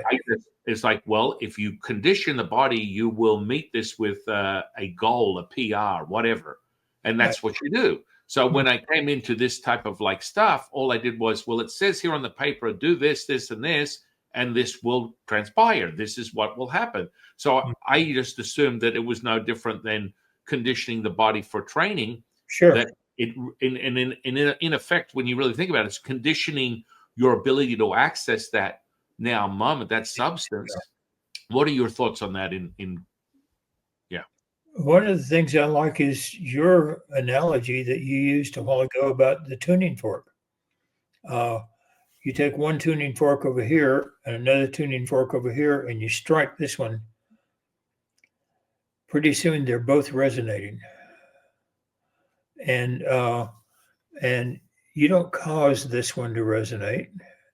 You don't think resonate or anything like that. It happens, and the thing of trying to be assuming I'm going to do this and I'm going to, I'm going to cause this to happen and all that is just defeating. Uh, but if you just, you know, the mental, spiritual vibrations, whatever, and you just tune to them, they're there. That's all it takes. Yeah, I mean, we sound very sort of flippant and as a matter of fact and very casual about it, but that's really how you enter this information. Yeah, and like I say, the hardest thing to teach about remote viewing is that it's not hard. You you have to quit trying to do it. You See it. have to learn how to do it, but quit trying to. Right. Instead of it's like Yoda, there is no try, only do, kind of That's thing. right. Yeah. Yeah. Yeah. This has been such a fascinating conversation, my friend. Great talking to you. Yeah. It's been a I real have, pleasure. I have some questions for you. Yeah, sure. On one of your things, you were talking about the intermittent fasting, Mm-hmm. Yep. and you were saying tea, coffee, and all that is okay. Okay. What Mm-hmm. about medicines? Well, initially what you're going to do is you can maintain those types of things because your system is familiar with that. It's more evoking things that are not from this main vein of what you've already conditioned your body to. Now, Okay. what will happen is the more you meet that fasting and there's no other elements of distraction when it comes to for food, Yeah. the body will start to reset as it does and move into that autophagy very quickly and start consuming the corrupted cells that are creating disease Yeah. within the body. So if you're taking a medication, what you're going to come to find is, holy moly, I'm seeing some contraindicators or effects from that I never had before because the Yeah. body is starting to reset itself. And you're like, maybe I should go and reassess what that is, go and get your medical provider, whatever, and go, Yeah. hang on a second. I've never had this. I've been taking this for years, but now I'm feeling like it's too much. Oh, And then yeah. your doctor can do the blood work and go, well, okay, well, yeah, because your blood work looks completely different than it did, the last time we did it 3 weeks ago, and you don't need this much to maintain this. Does that I make sense? think I think I'm already at that point. My doctor his medical expertise is you have something wrong, even slightly. Oh, we'll give you another pill. Yeah. And so uh, I've taken a humongous amount of pills. Some of them are necessary. I've got a pacemaker. Hmm. You have to take a blood thinner if you have a pacemaker and all that. And but yeah, I was listening to that, and I've heard a lot of the intermittent fasting is the autophagy and all that is good for you. I've never tried it, Mm. but Mm. from what you were saying in that podcast that you did, I'm I'm getting enthused about trying it. Yeah, I would highly recommend it. I always remind people, because of this litigious environment we're in. It's not medical or financial advice, but if tried, you might be surprised about what potential is Oh offered. yeah, yeah, uh-huh.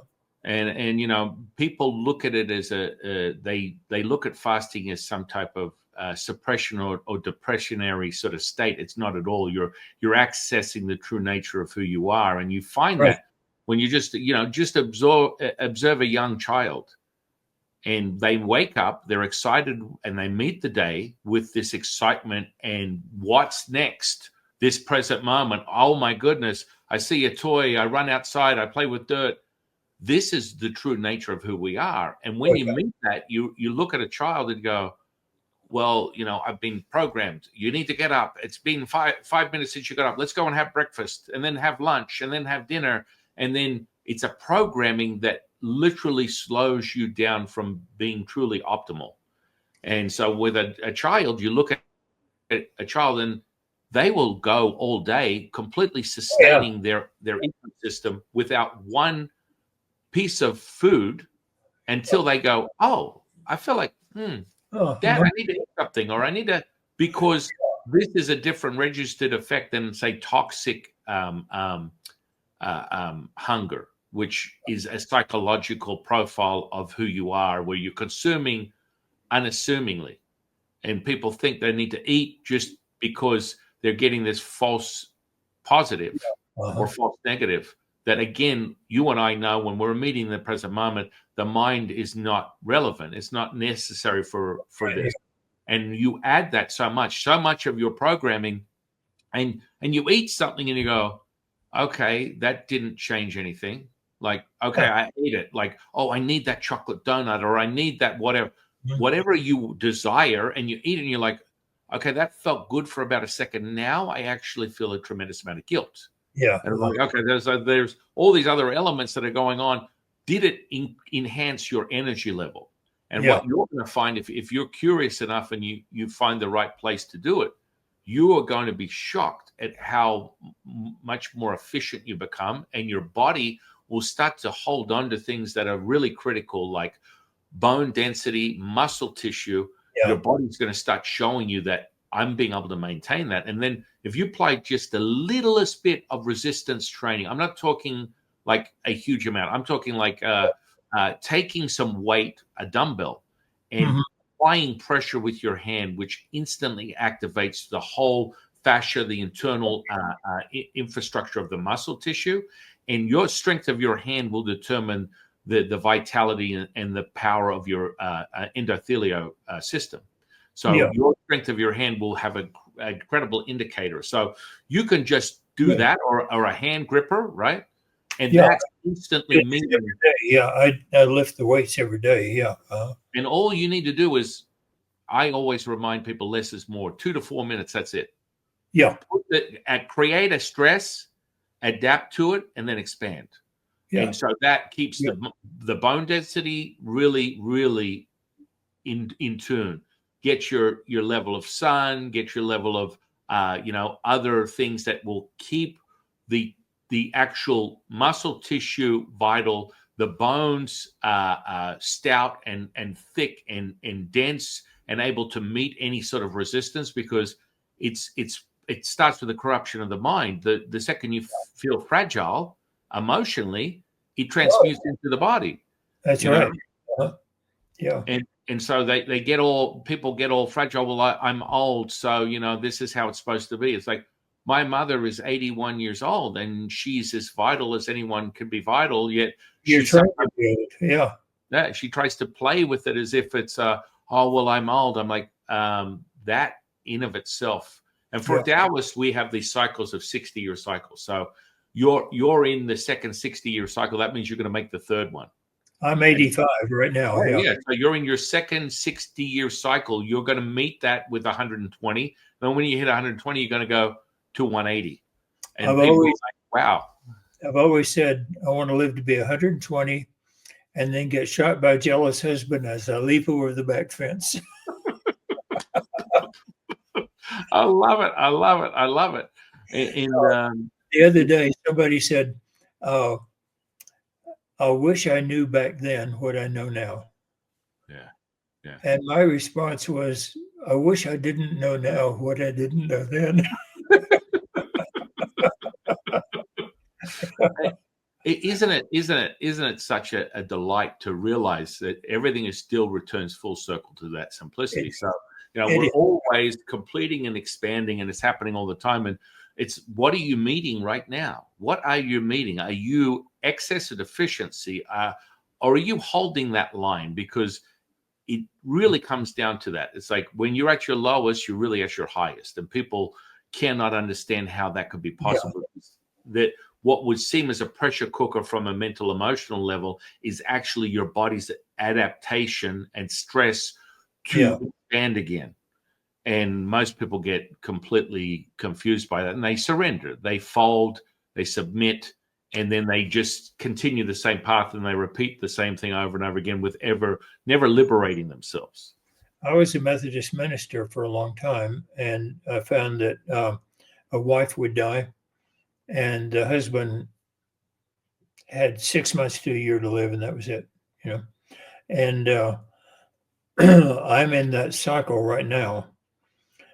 My wife had been mistreated by doctors and wound up extremely in bad health. We finally found a decent doctor. He got her back into good health. And then our doctor here said, let's do a final checkover and make sure you're fine. And he said, well, we find a little non-cancerous spot on your liver, and I'll stick a needle in, freeze that off, and then you're in perfect health. So he said, okay. He stuck the needle in, punctured her liver and a major artery, and she was dead within 2 hours because she bled out internally. We got malpractice. He admitted in court that he had done it. It was negligent. He got off scot-free. He's still practicing and all that. And here I am left without the wife I've had for your best friend years. Yeah. And so I'm in that stage now where I'm over the anger and, not over the anger, but anyway, I'm now going through this house and de-Linda-sizing she was Linda. Yeah.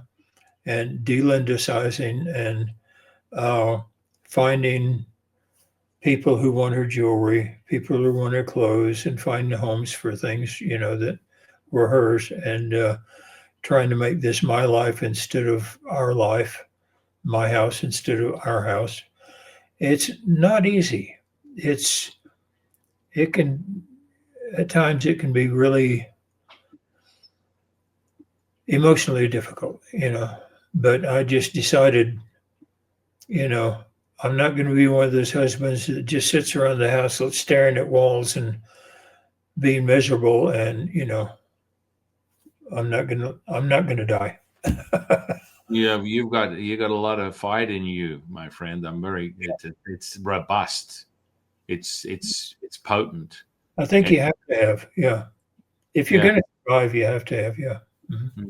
And of course, there's always that mourning and loss that be met with experiencing, because it's part of your own life cycle. Yet, yeah, you just got started. 85. I'm going to be talking to you in another 35 years for the same thing. Going, oh, you're meeting now. You're going into the third cycle that we call in Taoism, because it literally is meeting of that present moment, and You know what you know. You don't know what you don't know. It doesn't need to be, oh, you unsee. You have to see what you've unseen.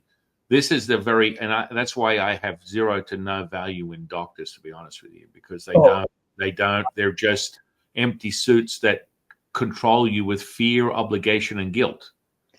And with their training, that was true 80 years ago, but no longer true. And it's Yeah. And, I mean, you look around, if you look around at the cycle of things, most people have really moved away from the Messiah, medical Messiah. the doctor says it, and it's true. Yeah.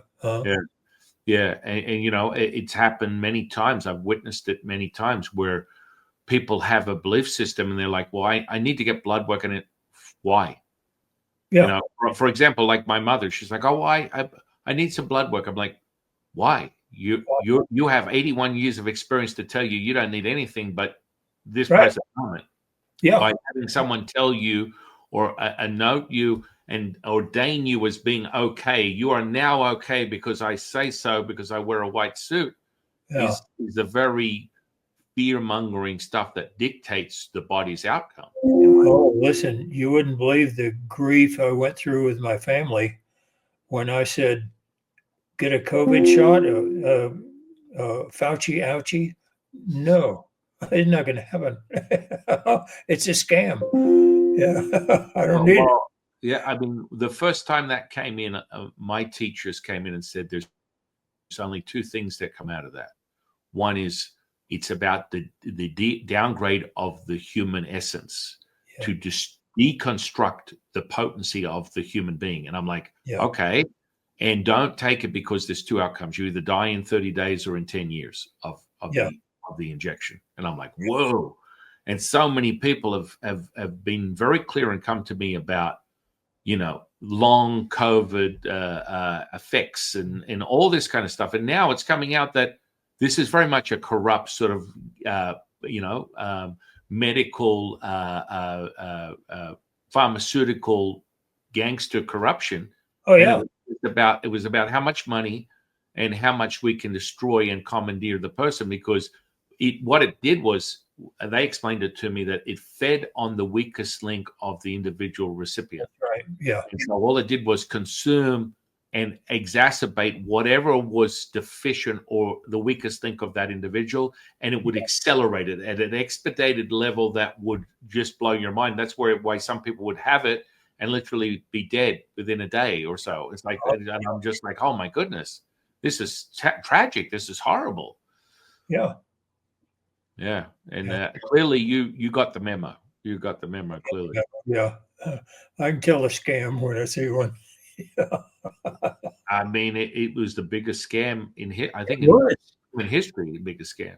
It enveloped the entire world. Yeah. It's amazing. Yeah. Well, yeah, I'm excited to hear what your journey's like on the fasting path, because I know that you're going to get some incredible results, because it gives. Right now, my knees are really shot. Okay. Yeah. I have got to lose weight. Yep. Yeah. Yeah. That's it. This will literally happen within hours and days, and you'll be like, how is it that it took me this long to start harnessing myself? Because its intuitive natural state is homeostasis. So it will regulate anything that is excess or deficient. When you step out of the way without commandeering this incredible superpower that is this human field, it returns back to its regulatory homeostasis. Yeah. Well, I'll be honest. Some people have a weakness of money and sex and all that. My biggest weakness, cinnamon roll. There you go. Cinnamon roll. Yeah. It's like it's in the face of a cinnamon roll. Right. Yeah, it's the delicious. It's absolutely delicious. But you are going to meet that you're equal to or excessive, and once that's out of you, give yourself. It may potentially be a little bit on the rough side within the first 24 hours, because that's where you're killing off that incessant toxic appetite that doesn't exist. Yeah. it's being met with that. And I mean, with all this training that you have, I know you're going to do amazing. It's I hope that so. would be that would probably be the most challenging for you, is the first 24 hours. And once you get over that, it's gravy train time, and it will continue to build on itself. Be a little bit mindful of the trace minerals and things that you take in, Oh, so that you can keep that regulatory state. I find a lot of people like, oh, I fasted, it didn't work. Da, da, da. I'm like, just add a little trace minerals. They're like, my goodness, this is effortless. I can't believe it. I'm getting all the results I want, because they just overhydrate their body, and they're just washing out all the stuff that's necessary the through. biggest roadblock for me is going to be that I go to lunch with students all the time. Mm. That's going to be hard. Well, you dose it as you, just like the training, just like the remote viewing, dose it at a level that you feel comfortable with. And Yeah. when it's not, it requires no effort, you will train your body, and you'll be like, I'm literally eating a meal a day, and then eating a meal every other day, and I feel like I got more energy than I did when I was 20.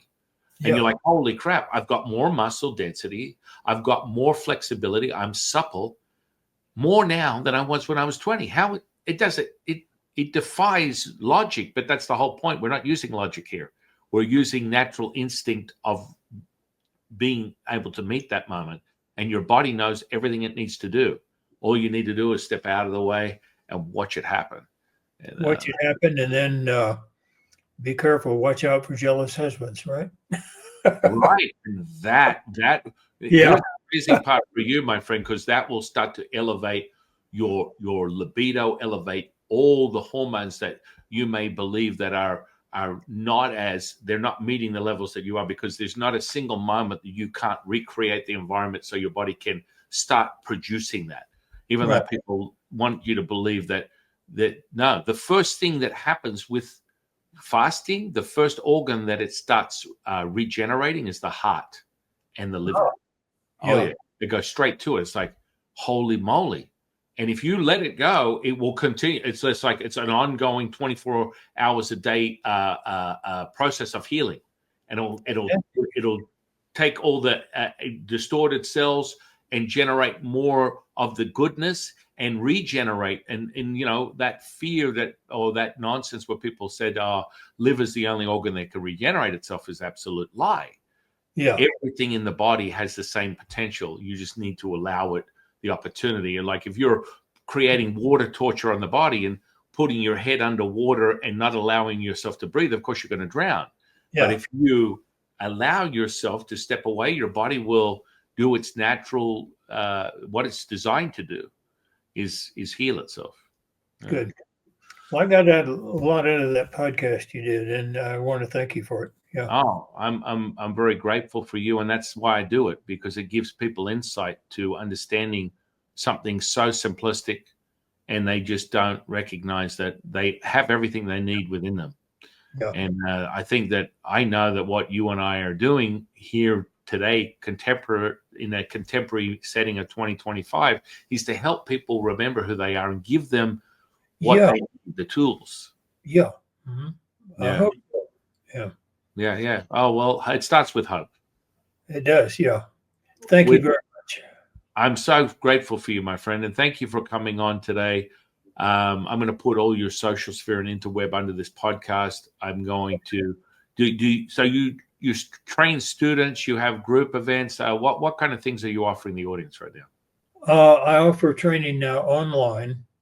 It's called crviewer.com. Mm-hmm. And people sign up for the course. And now that we're in the civilian arena, we're finding a ton of non-military uses for the remote viewing, even down to sitting at a roulette wheel,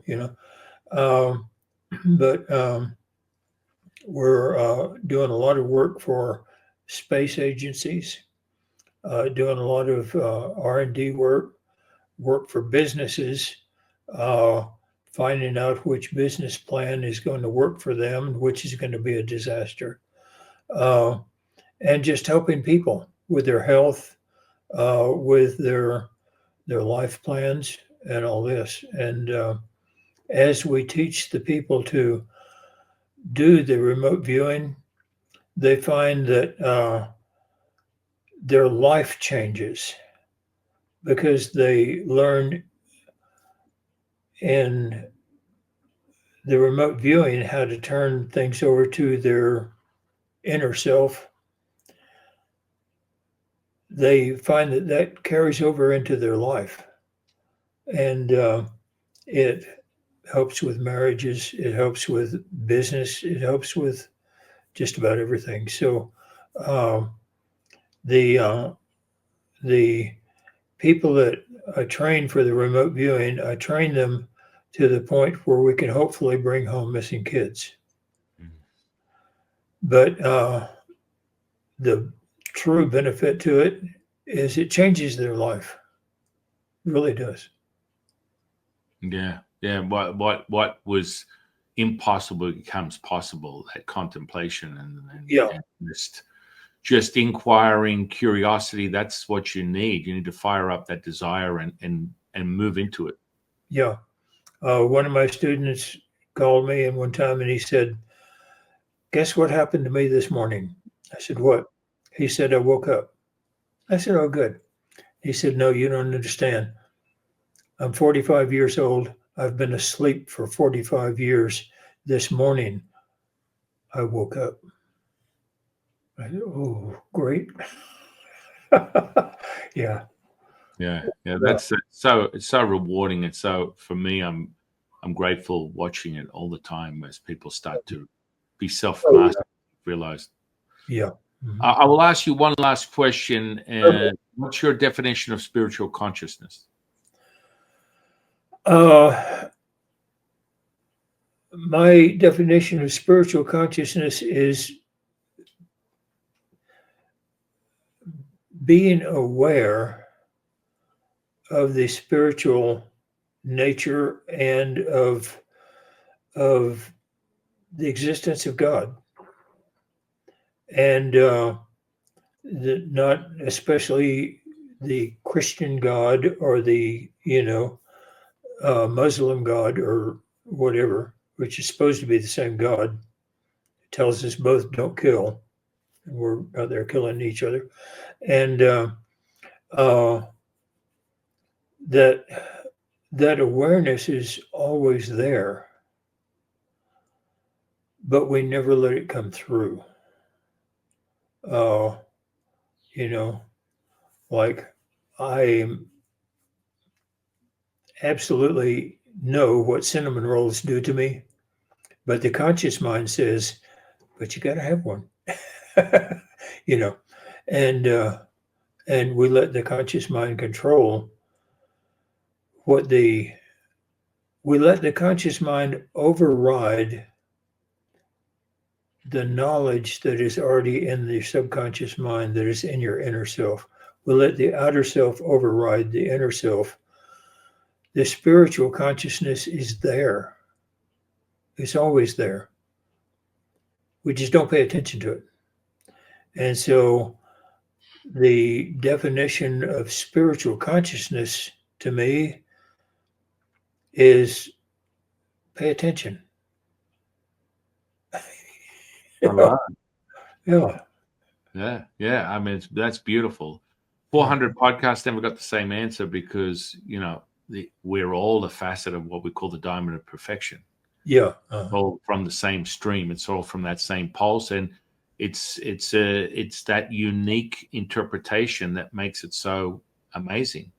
Yeah. But yeah, I would agree. It's like pay attention. Now is it. Now is all we have. That old expression, throwaway Hallmark special. That's right. Yeah. Mhm. Carpe diem, seize the day. Yeah, That's yeah. right. Or seize the moment. Yeah. Seize the moment. Well, thank you, my dear friend. I'm very grateful Thank for you. you. Thank you very much. I look forward to continuing this conversation sometime in the future. I'd love to have you back on the channel. Oh, sounds good to me. Thank you. And with that, I want to thank you for coming in, Lyn, and sharing your time with me. Thank you for sharing your time with me. Yeah. Thank you. Thank the universe for bringing you into my life, and thank the audience for sharing their time with us today. I am your humble servant and Sifu, Taoist Master San Qing, and I'll see you in the next one, guys.